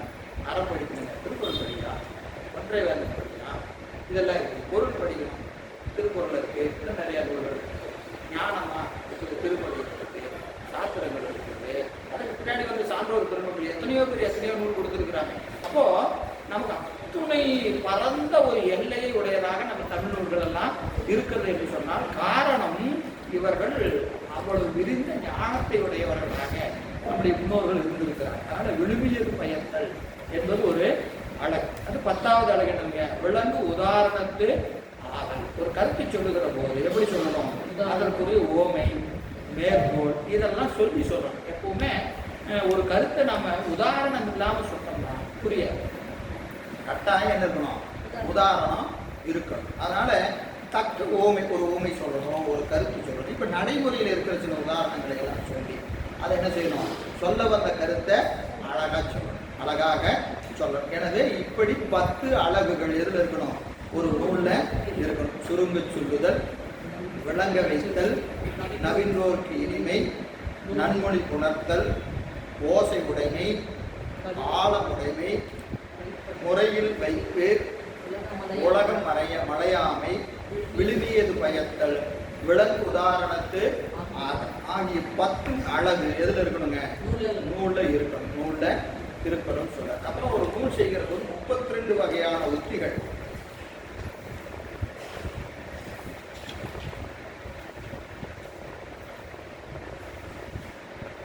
உத்தினா ஒன்றும் இல்லைங்க, நாங்கள் சொல்கிறோம் ஒரு ஐடியா, சும்மா வச்சுக்கலாம், அப்படி வச்சுக்கலாம். ஒரு ஐடியா என்னது? ஒரு நூல் செய்யணும்னா இப்படி தான் செய்யணும் அப்படின்ட்டு என்ன செய்யறதுங்க? ஒரு முறைமை, ஒரு முறைமை. அப்படி ஒரு நூல் செய்கிற போது அதில் என்ன இருக்கணும்? 32 வகையான உத்திகளை பயன்படுத்த வேண்டும். 32 வகையான உத்திகளை பயன்படுத்தணும். இன்னைக்கு இது முடியுமான்னு தெரியல, எவ்வளோ முடியுதோ பார்ப்போம், மீதி அடுத்த வகுப்புல பார்ப்போம். சரிங்களா? முதல்ல பாட்டை படிச்சிடறேன். 14வது பாடல். முதலி புகுதல், ஓத்து முறை வைத்து, தொகுத்து சுட்டல், வகுத்து காட்டல், முடித்து காட்டல், முடிவிரம் கூறல், தானெடுத்து மொழிதல், பிறர்போர் கூறல், சொற்பொருள் விரித்தல், தொடர்ச்சொருள் உணர்த்தல், இரட்டுற மொழிதல், ஏதுவின் முடித்தல், ஒப்பின் முடித்தல், மாட்டெறிந்து ஒழுகுதல், இறந்தது விளக்கல், எதிரது போற்றல், முன்முனிந்து போடல், பின்னது நிறுத்தல், விகற்பத்தின் முடித்தல், முடித்தது முடித்தல், உரைத்தும் என்றல், உரைத்தாம் என்றல், ஒருதலை துணிதல், எடுத்து காட்டல், எடுத்து மொழியின் எய்த வைத்தல், இன்னது அல்ல இது என மொழிதல், எஞ்சிய சொல்லின் எய்த கூறல், பிறநூல் முடித்தது தான் உடன்படல், தன் குறிப்பு வழக்கே மிக எடுத்து உரைத்தல், சொல்லின் முடிவில் அப்பொருள் முடித்தல், ஒன்றின முடித்தல், தன்னினம் முடித்தல், உய்த்து உணர வைப்பது என உத்தி எண்ணான்கே. உத்தி எண்ணான்கே. புத்தகம் இல்லையா? வீட்டில் புத்தகம் நாளைக்கு பாட்டு கிளாஸ் வருவீங்களா? புத்தகம் நாளைக்கு வாங்கி சொன்னேன். சரி, இந்த 32 இதில் பெரும்பாலும் நம்ம எல்லாமே பயன்படுத்தக்கூடிய செய்திகள் தான். பாருங்க. முதல்ல நுதலி புகுதல். அதாவது ஒரு இப்பதான் நமக்கு கொஞ்ச நேரத்துக்கு முன்னாடி சொன்னேன், ஒரு கருத்தை சொல்ல வருகிற போது அதற்கு முன்னாடி என்ன செய்வாங்க? நான் இந்த கருத்தை இதுல சொல்ல வருகிறேன் அப்படின்னு அதை என்ன செய்வாங்க? ஒரு ஷார்ட் நோட்ஸ். இந்த நோட்டுல என்னென்ன செய்திகள் இருக்கிறது, முதல் பகுதியில் என்ன செய்தி இருக்கிறது, 2வது பகுதியில் என்ன செய்தி இருக்கிறது, 3வது பகுதியில் என்ன செய்தி இருக்குது, முதல்லையே சொல்லுவாங்க. இல்லைன்னா என்ன செய்வாங்கன்னா, அந்த முதல் செய்தியை துவங்குறதுக்கு முன்னாடி ஒரு சுருக்கமாக ஒரு கருத்தை சொல்லிட்டு அதை விரிப்பாங்க. அப்புறம் என்ன செய்வாங்க? 2வது செய்தியை சொல்ல வரும்போது அதை விரிப்பாங்க. இப்படி அந்த என்ன சொல்ல வருகிறேன் என்பதை என்ன செய்யறதுங்க? முன்னாடியே சுருக்கமாக சொல்லணும். முன்னாடி சொல்ல வந்ததை சுருக்கமாக சொல்லுது. அது என்னதுங்க? நுதலி புகுதல். நுதலுதல் என்னதுங்க? சொல்லுதல். சொன்ன பிறகு கருத்துக்குள்ள போகணும். சொன்ன பிறகு கருத்துக்கு போகிறது. அது முதல் ஒரு முறைமை. ஒரு நூல் செய்கிற போது இப்படி ஒரு முறைமையில் செய்யும். இது எங்கே இருக்குது அப்படின்னு கேட்டிங்கன்னா, எல்லாரும் பெரும்பாலும் படிச்சிருப்பீங்க. நம்ம பேராசிரியர் வையாபுரி ஐயா உரை, பேராசிரியர் வையாபுரி ஐயா உரை நீங்கள் பெரும்பாலும் பார்த்துருப்பீங்க. அவர் எல்லா நூலுலையும் இந்த முறையை வைத்திருப்பார். ஒரு கருத்தை சொல்ல வரதுக்கு முன்னாடியே அதை என்ன செஞ்சிருப்பாரு, அதை பற்றிய குறிப்புகளை முன்னாடியே கொடுத்துருவார். அப்புறம் கருத்தை எழுதுவார். அப்புறம் தொகுத்து காட்டும் பின்னாடி இருக்கு. சொன்னதை என்ன செய்யறது, நான் இதெல்லாம் சொல்லி இருக்கிறேன் என்று பின்னாடி ஒரு முறை சொல்லுவேன். இப்படி இது அதுங்க இப்படி ஒரு நூலுக்கும் சரி பேச்சுக்கும் சரி இது ரொம்ப முக்கியமான ஒரு செய்தி. அதனால தான் சொல்ல வந்த கருத்தை முன்பே சுருக்கமாக கூறுதல். அதற்கு தான் என்னதுங்க நுதலி புகுதல். அடுத்தது ஓத்து முறை வைப்பு. ஓத்துன்னா என்னது,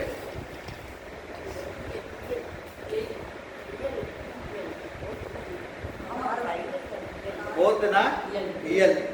நமக்கு தெரிஞ்ச ஓத்து ஐயா இயல் இயல் இயல் இயல் என்பது நீங்க சிவஞான போதத்துல தான் திருப்பி பார்க்கணும். என்னன்னு கேட்டீங்கன்னா, எத்தனை இயல் இருக்கிறது? 4 இயல் இருக்கு. 4 இயல் என்னது? சாதனை இயல், முதல்ல பிரமாண இயல், அடுத்தது இலக்கண இயல், சாதனை இயல், பயன் இயல். 4 இயல். ஒவ்வொரு இயலுக்கும் 3 சூத்திரம் இருக்கு இல்லைங்களா? அது என்னதுங்க, அந்த 4 இருக்கா இல்லையா? அது எப்படி வைக்கிறான்னா முறையா வைக்கிறாரு. பார்த்தீங்களா இல்லையா? எப்படி வைக்கிறாரு? முதல்ல பிரமாணம் சொல்லணும். 3 பொருள் இருக்குங்க. பதின்னு ஒன்று இருக்கு, வாசம்னு ஒன்று இருக்கு, பசி என்ற ஒன்று இருக்கிறது. இதை 3ஐயும் என்ன செய்யறது? முதல்ல நிறுவுற. முதல் ஓத்து பிரமாண இயல்.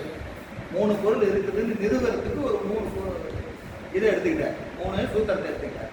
நிறுவன பிறகு அதுக்கு இலக்கணம் சொல்லணும். அப்போ 2வது என்ன செய்யறாரு? இலக்கண இயல் வைக்கிறார். இலக்கண இயல் இது 4, 5, 6 அந்த 3 சூத்திரமும் இலக்கண இயல் வச்சார். அப்போ ஏன்னா முதல்ல பொருள் இருக்கு. ஏன் அவன் ஒருத்தர் இருக்கிறான், இவன் ஒருத்தர் இருக்கிறான், இவன் ஒருத்தர் 3 பேர் இருக்கிறான். இவன் பேர் இது, இவன் பேர் இது. அவனை பற்றி கொஞ்சம் சொல்லுங்க அப்படின்னா என்னது? அவன் இப்படிப்பட்டவன், இவன் இந்த வேலை செய்வான், இவன் இந்த வேலை செய்வான், இவன்கிட்ட இந்த டேலண்ட் இருக்கு, இவன்கிட்ட இந்த வேலை தயவு செஞ்சு கொடுத்துறாதீங்க. இப்படி அவனை பற்றி சொல்றது அது என்னது? அது இலக்கணம்னு பேர். இலக்கணம்னு இப்போ 3 பேருக்கும் 3ஐயும் தெரிஞ்சாச்சு. அவன் 3 பேர்த்தோட தன்மையும் தெரிஞ்சாச்சு. சரி, இந்த 3 பேர் இங்கே இருக்கிறான் அப்படின்னு கேட்குறமா இல்லையா? ஒரு வேலையாக வரும். என்ன வேலை? இவன் இந்த வேலையை செய்வான், இவன் இந்த வேலையை செய்வான். அது என்னது? சாதனை. இப்போ பதின்னு ஒன்று இருக்கு, பசுன்னு ஒன்று இருக்கு, பாசம் ஒன்று இருக்கு. பாசத்தை விடணும், பதியை பெறணும். 2 இதை விடுவதும் பெறுவதும் இது உயிர். உயிர் என்ன செய்யும்? பாசத்தை விடணும், பதியை பெறணும். எப்படி விடுறது, எப்படி பெறது? அதுக்கு பேர் சாதனை. அது 3வது இயல் இருக்கிறார். முதல்ல இயல் பிரமாணம் சொன்னாரு, 2வது இயல் இலக்கணம் சொன்னாரு, 3வது இயல் என்ன செய்யறாரு? சாதனை இயல். சாதனை செய்யுது. என்ன செய்யணும், எப்படி செய்யறது? பெருமானம் பிடிக்கணும்னு சொல்றீங்க, பாசத்தை விடுக்கணும்னு சொல்றீங்க. இதை எப்படிங்க விடுறது, இதை எப்படிங்க பிடிக்கிறது அப்படின்னா அதை எப்படிலாம் என்னென்ன செய்யணும் அப்படிங்கிற அந்த முறையெல்லாம் 3 குரட்பாட சொல்றாரு. அது என்னது? சாதனை இயல்னு வச்சார். அடுத்தது இந்த சாதனை செஞ்சா என்னங்க கிடைக்கும்? பயன் கிடைக்கும். என்ன பயன்? பேரின்ப வீடு. பேரின்ப வீடு அது எப்படிங்க இருக்கும்? அதுக்கு 3 இயல், 3 சூத்திரம், 3 சூத்திரம். அப்போ இதுதான் என்னங்க வரிசையா முறையா வைக்கிறது. முதல்ல பிரமாணம் சொல்றது, அப்புறம் இலக்கணம் சொல்றது, அப்புறம் சாதனை சொல்றது, அப்புறம் பயன். இதை வரிசையா வைக்கிறது. இப்போ பிரமாணமே சொல்லாம இலக்கணம் சொன்னாங்க. இப்போ நான் உதாரணத்துக்கு நான் சொன்னேன், 3 பேர் இருக்கிறான். அவன் அப்படிப்பட்டவங்க எவ்வளவு? எவங்க அப்படின்னு கேட்பேன். எவங்க? நான் தெரியாதா? நீங்க சொல்லவே இல்லையே. ஏன்? முதல்ல ஆளை காட்டணும், அவன் பேரை சொல்லணும், அதுக்கப்புறம் அவன் குணத்தை சொல்லணும் இல்லைங்களா? ஆளையும் காட்டாம பேரையும் காட்டாம ஒருத்தர் இலக்கணம் சொன்னான், அவன் யாருன்னே தெரியாது. அவன் கருப்பா இருப்பானா, ஜாப்பா இருப்பானா, நட்டையா கொடையானே தெரியாது. அவன் இலக்கணம் சொன்னா நமக்கு மனசுல நிற்காது. அப்போ முதல்ல என்ன செய்யணும்? இருப்பு சொல்லி இலக்கணம் சொல்லணும். அதுதான் முறையான ஓத்து. ஓத்து செய்கிற போது, ஒரு இயல் செய்கிற போது என்ன செய்யணும்? இப்போ நம்ம திருக்குறளை அப்படிதான். அறம், பொருள், இன்பம், வீடு. வீடு தனியாக வச்சுட்டாரு, இதுக்குள்ள கலந்து வச்சுட்டாரு. இப்போ நமக்கு 3 இயல். அறம் என்பது ஒரு இயல், அடுத்தது பொருள் என்பது ஒரு இயல், வீடு என்பது ஒரு இயல். நாம் என்ன தெரியும்? 3 துண்டு வச்சுக்கிட்டோம். அப்படியெல்லாம் கிடையாது. அறத்தின்படி வாழணும், அறத்தின்படி வாழணும். அதன் பிறகு அந்த அறத்தின்படி தான் நின்று பொருளை ஈட்டணும். நம்ம பொருளை தூக்கி தனியால வைக்கக்கூடாது. அறம் தெரியாம பொருளை ஈட்டினா திருக்குறள் காட்ட பொருள் கிடையாது. திருக்குறள் காட்ட பொருள் கிடையாது. திருக்குறள் காட்ட பொருள் எப்படி இருக்கணும்? முன்னாடி அறம் சொல்லி இருக்கிறாரா இல்லையா, அதன் வழி நின்றுதான் அந்த பொருளை ஈட்டணும். அப்படி ஈட்டிய பொருளை கொண்டுதான் ஆனா மூணாவது சொல்லி இருக்கிற இன்பம். நாம என்ன செஞ்சுக்கிறோம், அறம் வேற, சப்டிவிஷன் அது வேற டிவிஷனுங்க, பொருள் வேற, இன்பம் வேற நினைச்சுக்கிறோம். அது திருக்குறள் காட்டல. அப்போ அந்த இயலாதுல வைக்கல. முதல்ல ஏன் முதல்ல இன்பம் வச்சிருக்கூடாதா, ஏன் வைக்கல? அறம் வழித்தான் பொருளை ஈட்டணும், அதுக்கு முறை அப்படி வைக்கிறார். இது வழியாதான் அதுக்கு போகணும், இது வழியாதான் அதுக்கு போகணும். அதான் முறையான ஓத்து, முறை வைப்பு.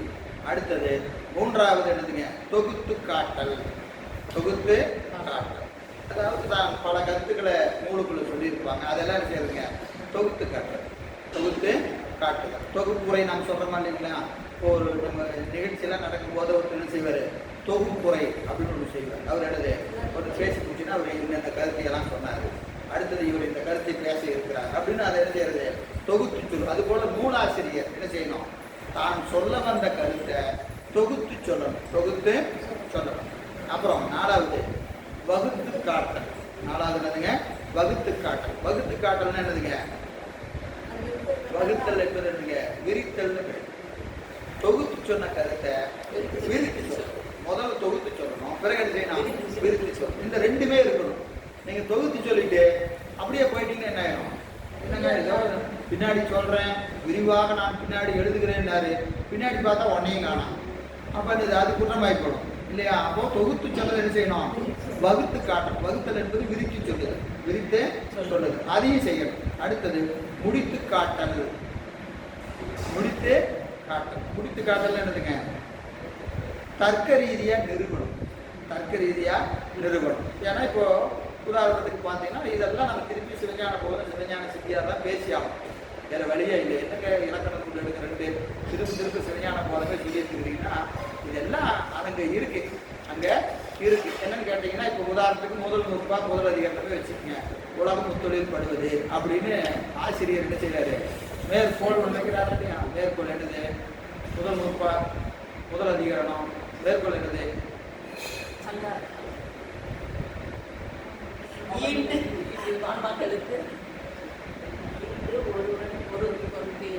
ஈண்டு ஒருவன் ஒருத்தி ஒன்று உளதாய். ஈண்டு ஒருவன் ஒருத்தி உளதாய் ஒருவன் ஒருத்தி என்று சுட்டப்பட்ட பிரபஞ்சம் தோற்ற திதி நாசம் உடைத்து. இது ஆசிரியர் கருத்தை சொல்லிட்டார், தொகுத்து சொல்லிட்டார், தொகுத்து சொல்லிட்டார். அப்புறம் என்ன செய்யறாரு, எல்லாம் வாயா ஒவ்வொருத்தனா வாங்குறேன், இனிமாண்டியன் வாயா, உலகாயத்துக்கு வாயா, யாரு ஆஞ்சராத்துக்கு வரையும் எவன் வரையோ எல்லாம் கருத்தை சொல்லுனார். எல்லாத்தையும் சொல்லி என்ன செய்யறாரு, எல்லாத்தையும் கருத்துக்கு தான் சொன்ன கருத்தை நிறுவுறாரா இல்லையா? எனவே உலகம் தோன்றிட்டு ஒடுங்கும், உலகம் தோன்றிட்டு ஒடுங்கும் சொல்றாரு. அதை முடித்து காட்டல். இதனையும் சொல்லி முடிச்சுட்டு என்ன செய்யணும், அந்த மேல மேற்கோள் சொன்னாரா இல்லையா, அந்த மேற்கோளை முடிக்கணும். எனவே உலகம் முத்தொழில் படுவது அப்படின்னு சொல்லி முடிச்சாதான் அது என்னதுங்க, நூல் சரியான நூல் தான். இதெல்லாம் நல்லா அவங்க சரிங்க, இதெல்லாம் சொல்லி எதுக்குங்க சொன்னீங்க அப்படின்னு என்ன செய்யணும், கடைசியா எனவே உலகம் தோன்றி நின்று ஒடுங்கும் அப்படின்னு முடிக்கணும். முடிச்சா என்னது, அது சரியான. இப்படி ஒவ்வொரு மேற்கோளையும் நீங்க என்ன செய்யணும், ஒரு மேற்கோளை எடுத்து பல சமய கருத்தை சொல்லி தடையை சொல்லி விடையை சொல்லி என்ன செய்யணும், கடைசியா அதை மேற்கோளை முடிக்கணும், மேற்கோளை முடிக்கணும். அதான் முடித்து காட்டல். முடித்து காட்டல். அடுத்து ஆறாவது உத்தி என்னது, முடிவிடம் கூறல். முடிவிடம் கூறல் அதாவது சில கருத்துக்களை ஆரம்பிப்பாங்க, முடிக்க மாட்டாங்க. ஆரம்பிப்பாங்க, முடிக்க மாட்டாங்க. அது என்ன செய்வாங்க, அது மூன்றாவது சூத்திரத்திலே விரிக்கின்றோம் அப்படின்னு எழுதிடுவேன். அப்படின்னு என்ன, இப்போ உனக்கு சொன்னால் கொஞ்சம் சிரமமாக இருக்கு, எனக்கு இடையில நிறையா உனக்கு சொல்லணும், இந்த கருத்தை விளக்கிறதுக்கு நான் என்ன செய்யணும், நிறையா சொல்லணும். அதனால இந்த கருத்துலேயே வெய்யி, கருத்து இன்னும் முடிக்கல, நீ என்னடா முடிக்காம விட்டு போயிட்டார நினைச்சுக்காத. மூணாவது சூத்திரத்தில் உனக்கு நான் இதை சொல்கிறேன், இல்லை இந்த படலத்தில் சொல்கிறேன், இந்த இடத்துல சொல்கிறேன் அப்படின்னு என்ன செய்வார், இந்த இடத்த அப்படியே பெண்டிங் வச்சுட்டு திருப்பி அங்கே போனோன்னு என்ன செய்வார், ஏற்கனவே முதல் சூத்திரத்தில் இந்த இடத்துல இந்த கருத்தை நிறுத்தியிருந்தோம் இல்லையா, அந்த கருத்தை இப்போ முடிக்கிறோம்.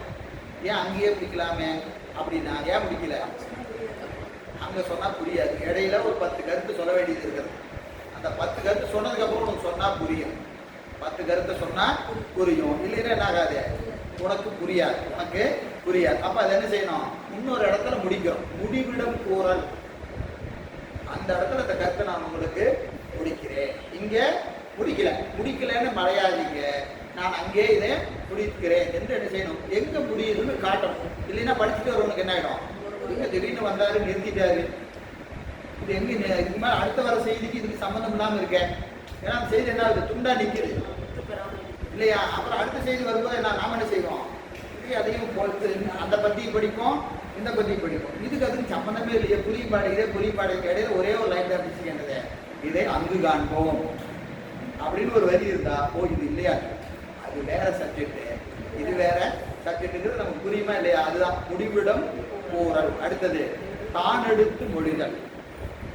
தான் எடுத்து மொழிதல் அதாவது ஏற்கனவே சொல்லப்பட்டிருக்கிற கருத்தை எடுத்துக்கொண்டு அதை வழிமொழிந்து தன் கருத்தை நிறுவுவது. ஏற்கனவே பெரியவங்க சொல்லியிருப்பாங்க, அந்த கருத்தை என்ன செய்யறது? அதை எடுத்து திருப்பி அந்த கருத்தை நிறுவுறது. இது எங்க இருக்கிறது? சிவஞான போத சிவஞான சித்தியார் தான். சரியா? சிவஞான சித்தியார் எடுத்துட்டீங்கன்னா அவர் என்ன செய்யறாரு? சிவஞான போதம் சொல்லி இருக்கிற சொல்லையே அப்படியே எடுத்து வைக்கிறார். சரியா? இப்ப நம்ம சொன்னதான் மேற்கோள் தான். முதல் அதிகாரத்தில் மேற்கோள் ஈண்டு உலகாய் ஒருவன் ஒருத்தி என்று சுட்டப்பட்ட பிரபஞ்சம்னு சொன்னாரா இல்லையா? அப்படியே கொண்டு வந்து இங்க வச்சாரு. ஏன்னா ஒருவனோடு ஒருத்தி என்று உரைத்ததும் உலகம் எல்லாம் வச்சார். அது எப்படி வச்சிருக்கிறாரு? அப்படியே கொண்டு வந்து இங்க வச்சு அதை அப்படியே தொடர்ச்சி போறார். பின்னாடி அப்படியே போறாரு. அவரை சொன்ன கருத்தை அப்படியே எடுத்துக்கொண்டு அதை பின்பற்றி செல்வது. அதை பின்பற்றி செல்வது. அதான் தான் எடுத்து மொழிதல். அடுத்தது பிறன் போர் கூறல். அதாவது பிற கொள்கையை சொல்றது. இந்த நூல் எழுதும் போதே இப்படி சொல்லுவாங்க. இது நமக்கு பூரா சித்தியாரு சிவஞான போதம்லாம் இது இவங்க எப்படி சொல்லுவாங்க, மாயாவாதி இவ்வாறு கூறுவர், உலகாயிர கருத்து இது இப்படின்னு என்ன செய்யறது? ஒரு நூலில் பிற சமய கருத்தையும் எடுத்துக்கொண்டு கையாளு. அது பிறர் போல் கூறல். பிறர் போல் கூறல். அடுத்தது சொற்பொருள் விரித்தல். சொற்பொருள் விரித்தல் அது என்ன? ஒரு சொல் சொல்லியிருப்பாங்க, சுருக்கமாக சொல்லிட்டு அவரே என்ன செய்வாங்க? விரிப்பாங்க. நான் சொன்ன கருத்தை யார் விரிக்கிறது? ஆசிரியரே விரிப்பார். உரையாசிரியர் விரிக்கிறது இல்லை, அவரே விரிப்பார். இது எங்க இருக்கு? எங்க இருக்கு? எங்க படிச்சு ஞாபகம் இருக்கா?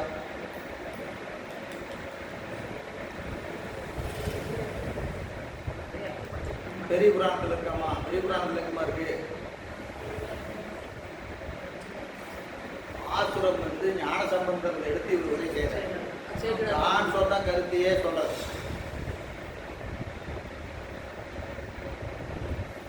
சிவஞான போதம் தான். இவ்வளவு விலை வச்சுக்காதீங்க. சிவஞான போதம் தான். போத சூத்திரம் சொல்லிட்டாரா? சூத்திரம் சொல்லிட்டு ஒரு அதிகரணம்னு எடுக்கிறார். ஒரு அதிகரணத்தை எடுத்து வைக்கிறாரு. அந்த அதிகரணத்தை என்ன செய்யறாரு? விரிக்கிறாரு. மேற்கோள் சொல்லி ஏது சொல்லி வெண்பாலம் இது என்ன செய்யறாரு? நான் மேல சொன்ன கருத்தை விரிக்கிறார். அவரே தான் விரிக்கிறார். புரியுதா இல்லையா? அங்க சூத்திர சுருக்கமா இருக்கு, அது உனக்கு புரியாது. அதனால அது என்ன செய்யறது? இது 3 அதிகரணம் உடையது. முதல் அதிகரணத்துக்கு மேற்கோள் இது, ஏது இது, அதை விளக்க வந்த வெண்பா இது. இதெல்லாம் யார் செஞ்சது? செய்யண்டாரே செய்யறாரா இல்லையா? செய்யண்டாரே செய்யறாரு இல்லையா? அப்ப என்னது? தான் மொழிந்த கருத்தை அவரே விரிக்கிறது. கருத்து சூத்திரம் தான். சூத்திரம் தான் கருத்து. சூத்திரத்தை என்ன செய்யறாரு? விரிவிலே செய்யறாரு. அதுதான் இங்க சொல்றது. சொற்பொருள் விரித்தல். அப்புறம் தொடர் சொல் உணர்த்தல். தொடர் சொல் உணர்த்தல் அது என்னன்னா, ஒரு சொல்ல தொடர்ச்சியா அடுத்தடுத்த சொற்களை அந்த ஒரு பாடலோ அல்லது ஒரு கருத்து வருகிற போது எப்படி சொல்லணும்? ஒன்றுக்கொன்று தொடர்புடைய சொற்கள். அந்த சொல்லே எப்படி இருக்குன்னா அப்படி தொடர்புடைய சொற்களாக அப்படி அந்த நூல்களை அப்படி அமைக்கணும். அடுத்தது இரட்டுற மொழிதல். இரட்டுற மொழிதல். இரட்டுற மொழிதல் என்னது?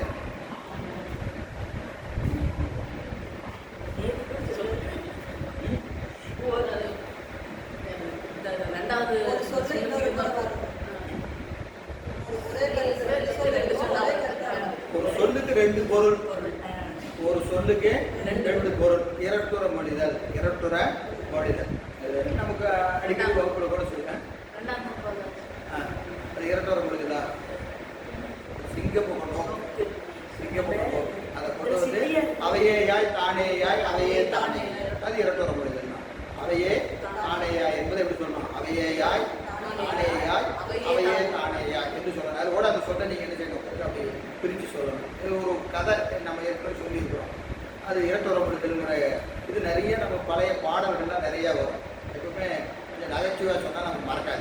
இல்லையா? ஏற்கனவே சொன்னதுதான். இது ஒரு அரசன்ட்ட போய் ஒரு புலவன் பாடி பரிசில் பெறுகிறான். பாடி பரிசில் பெறுகிறான். அப்போ அந்த என்ன செய்கிறாரு, அவனுக்கு மன்னருக்கு ஒரே மகிழ்ச்சி.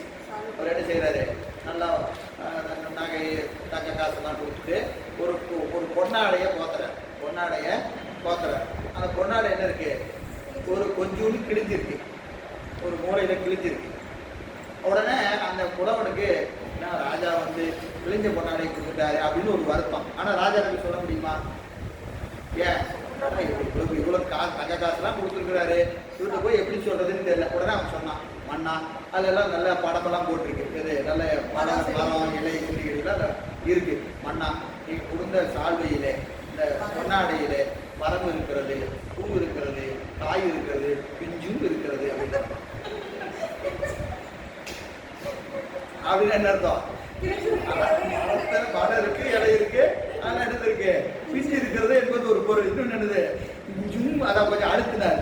உடனே அவர் பார்த்துட்டு, ஓ புலவர் பாரு எவ்வளவு அப்படின்னு அவர் இன்னும் கொஞ்சம் கூடுதல். ஏன்னா அது ஒரு அது அழகு. புலவர்கள் தன்னுடைய அந்த சூழலை எப்படி அதை கையாளுகிறார். தமிழ் புலவர்கள் அப்படியெல்லாம் கையாண்டுருக்கிறாங்க. இது அருமையான ஒரு இடம். அது இரட்டொரு மனிதனுக்கு என்னது, பிஞ்சும் இருக்கிறது அப்படின்னு இரட்டொரு மனிதன் என்னது, பிஞ்சு அதுல பிஞ்சு இருக்கிறது, பிஞ்சும் இருக்கிறது என்பது ஒரு அழகு நயம் அப்படி சொல்வது. அது இரட்டொரு மனிதன் சொல்லுவது. அது இரட்டொரு மனிதன் என்கின்ற ஒரு இடம் நூலில் நிறைய வரணும். அதெல்லாம் ஒரு அழகு, புரியுதா, ஒரு அழகு. அடுத்தது ஏதுவின் முடித்தல். ஏதுவின் முடித்தல் அதாவது ஏது என்பது என்னதுங்க, ஏதுன்னு என்னது, நம்ம சொல்றாங்க ஒரு மேற்கோள் ஏது சொல்றோம். அந்த ஏது என்ன செய்யுது, முடிக்க முடியுது. ஏதை வந்து கீழே இருக்கிற வெண்பாலான்னு சொல்லி அந்த ஏதையும் மேற்கோளை நிறுவதற்கு ஏது. அந்த ஏதுவை என்ன செய்யணும், நிறுவனம். காரணத்தை என்ன செய்யணும், தக்க காரணங்களை காட்டி அதை என்ன செய்யணும், நிறுவனம். சொன்ன கருத்தை நிறுவி நிற்கணும். அதுதான் ஏதுவின் முடித்தல். அடுத்தது ஒப்பின் முடித்தல். ஒப்பின் முடித்தல். ஒப்பின் முடித்தல் என்பது ஒரு கருத்தை சொல்லி விளக்கியாச்சு. ஒரு கருத்தை சொல்லி விளக்கியாச்சு. இன்னொரு கருத்து அது இதே மாதிரி தாயா, அதுவும் இதே மாதிரி அப்படின்னு என்ன அர்த்தம், அது திருப்பி விளக்க வேண்டாம். இது புரிஞ்சிச்சா இல்லையா? நான் புரிஞ்சிச்சு, அது இது மாதிரி தான் அப்படின்னது. இதை எடுத்து அப்படியே அங்கே வச்சுக்கணும், அது புரிஞ்சிடும். இப்போ சொன்ன விளக்கத்தையெல்லாம் எதுக்கு வச்சுக்கங்க, அதுக்கும் வச்சுக்கங்க அப்படின்னு சொன்னாங்க. என்னதுங்க ஒப்பின் முடித்தல். ஒப்புடைய பொருள் ரெண்டு பொருள் இருக்கு. ஒன்றை விளக்கியாச்சு, இன்னொன்று என்ன செய்ய வேண்டாம், விளக்க வேண்டாம். இதே மாதிரி தான் அது. நம்ம கணித பாடம்லாம் போடும்போது போடுவாங்க இல்லையா, ஒரு மேக்ஸ் ஒரு சம் போடுவாங்க, எல்லாம் முடிச்சுட்டு கீழே 2 எழுதுவாங்க. இதே மாதிரி இந்த 2 போட்டுவாங்க. இதே மாதிரி இதை போட்டுவானா என்ன அர்த்தம், என்ன அந்த நம்பர்லாம் எடுத்து அங்கே வச்சீங்கன்னா இதுக்கு வந்த மாதிரி அதுக்கு ஒரு ஆன்சர் வந்துடும். ரெண்டும் ஒரே ஃபார்மெட் தான், இதுவும் அதுவும் ஒரே ஃபார்மெட் தான். அதனால இதை விளக்கிட்டா நீ என்ன செய்யணும், இதே மாதிரி அதை போடணும் சொல்றாங்க இல்லையா. அது ஒரு முக்கியம் என்னது, ஒப்பின் முடித்தல். அப்போ ஒரு கருத்தை விளக்கும் போது எல்லா கருத்தையும் விளக்க வேண்டாம், ஒரே தன்மையுடைய கருத்துக்கள் ஒன்றை விளக்கிட்டு இதே மாதிரி தான் மற்றதெல்லாம் அப்படின்னு சொல்லிட்டு போனா என்னது, ஒப்பின் முடித்தல். அடுத்தது மாட்டெறிந்து கொழுகுதல். எங்கேயோ கேட்ட மாதிரி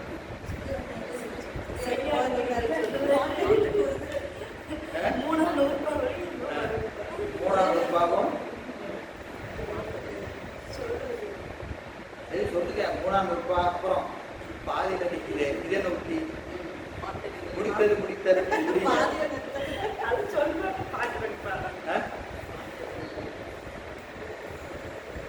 சரி. எங்க மாட்டேறாரு அதுல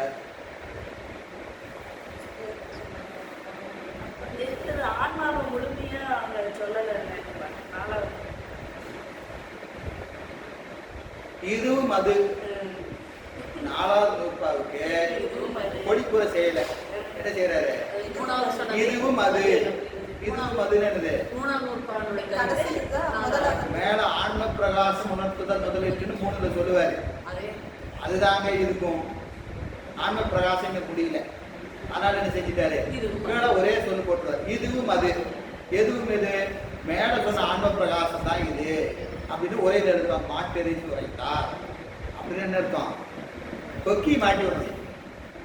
மாட்டெறிந்து என்னது, கொக்கி தூக்கி அதில் மாட்டணும். அந்த வண்டி பின்னாடியே இது போகணும். அப்படி என்ன செய்யுது, இதை தூக்கி அதில் மாட்டி விட்டுரும். கொக்கி எடுத்து அதை மாட்டிடுது. இதை தனியாக வரக்கூடாது. ஏன்னா வந்ததுன்னா என்ன ஆகிடும், துண்டா நிற்கும். இதுவும் அதுவும் முடியாது, இதுவும் முடியாது. இப்போ அந்த கருத்து முடியணும்னு என்ன செய்யணும், 3ஐயும் 4ஐயும் வச்சு தான் பார்க்கணும், தனியாக பார்க்கக்கூடாது. அதனால அங்கே என்ன செஞ்சுட்டாரு, பொழிப்புரை எழுதியிருப்பார். ஒவ்வொரு சூத்திரத்துக்கு பொழிப்புரை எழுதுறாரு. முதல் சூத்திரத்துக்கு என்ன பொழிப்புரை, இலக்கணத்தில் வந்து சிவஞான போது கேள்வி. சரி, அது மாதிரி 3 சொல்லிட்டு 4க்கு என்ன செய்யறாரு, இதுவும் அது அப்படின்னு சொல்லிடுறாரு இல்லையா. ஒவ்வொன்றுக்கும் தனித்தனியா இருக்கு. ஒவ்வொன்றுக்கும் பொழிப்புரை சொன்னவரு எதுக்கு சொல்லலை, 4க்கு மட்டும்தான் சொல்லலை.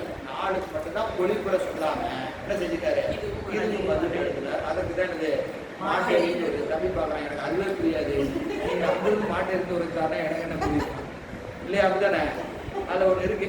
நான் சொல்ல புரியுதா, கொக்கி மாட்டி விடுறது புரியுதா இல்லையா. செய்தி சொல்லும் போத என்ன செய்யறது, அதுவும் இதுவும் ஒன்றுதாயா, அதுவும் இதுவும் கொண்டதான் அப்படின்னு சொல்றதா என்னது, மாட்டெறிந்து உரைத்த. என்ன மாட்டி விட்டுட்டான் சொல்றமா இல்லையா. எழுதிட்டியா, இவனுக்கு தான் சார் எழுதுல சொல்றமா இல்லையா. நீ எழுதிக்கிற கடை என்ன செய்யறது, இவனுக்கு தான் சார் எழுதுல இருந்தது. இதுதான் மாட்டெறிந்து உரைத்தல். புரியுதா. நாங்க மாட்டிக்கிறது இல்ல, என்ன செய்யறது, அவனையும் சேர்த்து மாட்டி வந்தா எப்படி போகணும், 2 பேரும் போவோம். போனா 2 பேரும் போவோம், அடிச்சா 2 பேரும் அடிப்பான். பரவாயில்ல உட்காரியா அப்படின்னு 2 பேரும் பார்க்கணும். இது தனித்தனியா போக முடியாது. அப்படி ஒரு கருத்து இருக்கா இல்லையா. அதுக்கு தான் இது மாட்டெறிந்து உரைத்தல். இப்போ 2 செய்தியை ஒன்னோட ஒன்று ஒரு கோத்து வருது. அதுக்குதான் மாட்டெறிந்து உரைத்தல் என்கின்ற ஒரு கருத்து. சரி, அடுத்தது இறந்தது விளக்கல். இறந்தது விளக்கு என்ன அப்படின்னு கேட்டீங்கன்னா, இந்த நூல்கள் எல்லாம் காலம் கடந்து இருக்குது. காலம் கடந்து இருக்குது. இப்போ நம்ம தொல்காப்பியம் எடுத்துக்கிட்டா 5000 வருஷம் 7000 வருஷம் காலம் சொல்றாங்க, காலம் சொல்றாங்க. இப்போ அந்த நூல் எடுத்து பார்க்கிற போது என்ன ஆயிடுது, சில செய்திகள் எல்லாம் காலம் கடந்து இப்போ வழக்கத்துக்குள்ள இருந்தாங்க. புரியுதுங்களா. அதெல்லாம் என்ன செய்ய முடியாது, இப்போ பயன்பாடு பண்ண முடியாது. உதாரணத்துக்கு நமக்கு புரியுதுன்னா சொன்னா உடன்கட்டை ஏறுதல். உடன்கட்டை ஏறுதல், உடன்கட்டை ஏறுதல் அப்படின்னு ஒரு வழக்கம் இருந்தது. சுதந்திரம் அடைந்தது அந்த காலத்தில் இருந்தது. இப்போ அது என்ன போச்சு, வழக்கெழுதி போச்சு. இப்போ ஒரு நூல் படிக்கிறதுனா அது என்ன இருக்கும், உடன்கட்டை ஏறணும். இப்போ கணவனை இழந்த மனைவிகள் உடன்கட்டை ஏற வேண்டும். இது பெண்களுடைய ஒழுக்கம். இப்போ எழுதியிருப்பாங்க. 100 வருஷத்துக்கு முன்னாடி ஒரு நூல் எடுத்தா, கணவனை இழந்த கைப்பெண்கள் உடன்கட்டை ஏறுதல் பெண்களுக்கான ஒழுக்கம் அப்படின்னு எழுதியிருப்பாங்க. இப்போ இன்னைக்கு நம்ம அதை செய்யப்பிடிப்பான். அது என்னதுங்க, விளக்கியது. காலம் நடந்துருச்சுங்க. இப்போ அது நடைமுறையில் இல்லை. அப்படி இருந்தது, அப்போ இருந்துச்சு, உண்மைதான். ஆனால் இப்போ என்ன இல்லை, அது வழக்கத்துல இல்லை. அது என்ன செய்யணும், அதை அப்படியே அந்த நூலில் அதை மட்டும் எடுத்துக்கணும். உடனே மொத்தமாக நூலே வேஸ்ட் தூக்கி போடக்கூடாது. புரியுதா. இப்போ வழக்கத்தில் இல்லாததை மட்டும் என்ன செய்யறது, அப்படி விளக்கிறது. அதுதான் இறந்தது விளக்கல். இறந்தது விளக்கல். இறந்ததுன்னு இப்போ வழக்கத்தில் இல்லாத கருத்துக்களை நீக்கிறது. வழக்கத்தில் இல்லாத கருத்துக்களை நீக்கிறது. அடுத்தது எதிரது போற்றல் அப்படின்னு என்ன, அப்ப இல்லாத வழக்கம் இப்ப இருக்கும். எது, தொல்காப்பிய காலத்தில் இல்லாத ஒரு வழக்கம் இப்ப இருக்கும். சரி, அப்ப என்ன செய்யணும், அதை கொண்டு வந்து இதுல சேர்த்திக்கணும். இப்போ உதாரணத்துக்கு செல்போன்ல உலகமே கைக்குள்ள இருக்கு. இப்போ உலகத்தை தெரிந்து கொள்ள வேண்டும் என்று சொன்னால் இன்டர்நெட் இருந்தா போதும். இப்போ ஒரு கருத்து இருக்கா இல்லையா, இருக்கு. இப்போ அதை என்ன செய்யணும், இப்போ நூல் செஞ்சா என்ன செஞ்சுக்கணும், அதையும் கொண்டு வந்து நூல் எங்க படிக்கலாம், புத்தகத்தில் படிக்கலாம், செல்போனிலும் நூல் படிக்கலாம். ஏன், எதிரது போற்றல். நீங்க கொண்டு வந்து ஆகணும். இல்லைன்னா என்ன ஆகாது, அவன் என்ன இவர் என்ன புத்தகம் இருக்கிறாரு, என்ன போச்சு. இப்போ புத்தகம் மட்டும் விர்ச்சுவல் வந்துருச்சு. இந்த விர்ச்சுவல் இப்போ அடுத்த டெக்னாலஜி வந்துச்சு. என்னதுங்க, நீங்க அப்படியே கண்ணாடி மாட்டிக்கிட்டீங்கன்னா உலகமே முன்னாடி வருது. கண்ணாடி மாட்டிட்டு உட்காந்தீங்கன்னா, இப்போ நம்ம இப்போ வகுப்பு நடக்குதா இல்லைங்களா, விர்ச்சுவல் கிளாஸ் ரூம்னு ஒன்று இருக்கு, தெரியுமா உங்களுக்கு. எப்படி கண்ணாடி மாட்டிட்டு உட்காந்தா எல்லாரும் ஒரே கிளாஸ்ல இப்போ அப்படியே நேராக கேட்குற மாதிரியே இருக்கும். அப்படிலாம் வந்துருச்சு இப்போ, புரியுதுங்களா. அப்போ வகுப்புல நம்ம என்ன செய்யணும், அடுத்த டெக்னாலஜி அதுக்கு போகணும். நம்ம நேராக போய் பாடம் கேட்கறதுக்கு போய் இப்போ என்ன ஆகிடும், நம்ம எல்லா ஆளாருக்கு ஒரு இடத்துல இருந்தாலும் அது எப்படி இருக்கும், ஒரு வகுப்பறையில் உட்காந்து நேரடியாக பாடம் கேட்குற மாதிரியே இருக்கும். எல்லாரும் என்ன செய்யணும், ஒரு கண்ணாடியை கண்ணில் மாடியும். இது பாடம் நடத்துகிற முறைகள். இப்போ இலக்கணம் செஞ்சா என்ன செய்யணும், விர்ச்சுவல் கிளாஸ் ரூமையும் சேர்த்திக்கணும். புரியுதா இல்லையா. இது என்னது, எதிரது போற்றல். எதிரது போற்றல் அந்தந்த காலத்திற்கு ஏற்றவாறு சில நடைமுறைகள் புதிதாக தோன்றிக் கொண்டது. அவற்றை என்ன செய்யணும்? நாம இதுல சேர்த்துக்கொள்ள வேண்டும். 16 32 16 முடிச்சிருக்கிறோம். 50%. மீதி 16 அடுத்த வகுப்பு செஞ்சு போகணும்னு சொல்லி இந்த அளவில் நிறைவு செய்கின்றோம். என்றும் விரும்பம் பெருகினால் ஒன்று காதலித்து உள்ள போட்டிட அன்றுளாடியாளர் பான்புகள் நிலத்தை உலகலாம் ஆண்கள் படாது பெய்க அடிவடம் சுரக்க அண்ணன் போர்முறை அரசு செய்க உறைவதாது உயிர்கள் வாழ்க நான் வரை அறங்கள் ஓங்க நத்தவம் கழிச்சு மல்க விளங்குக உலகமெல்லாம் என்னைகள் செய்ய நீதி விளங்குக உலகமெல்லாம் என்னைகள் செய்வ நீதி விளங்குக உலகமெல்லாம் எல்லாருடைய சிவனையை போற்றி ஏகம்பத்துறை என்றாய் போற்றி ஆவாய் கடகத்திறனே போற்றி அருள் தரும் பண்ணார் ஒளியம்மையுடன் அமர்கணனா உடையார் திருவடிகள்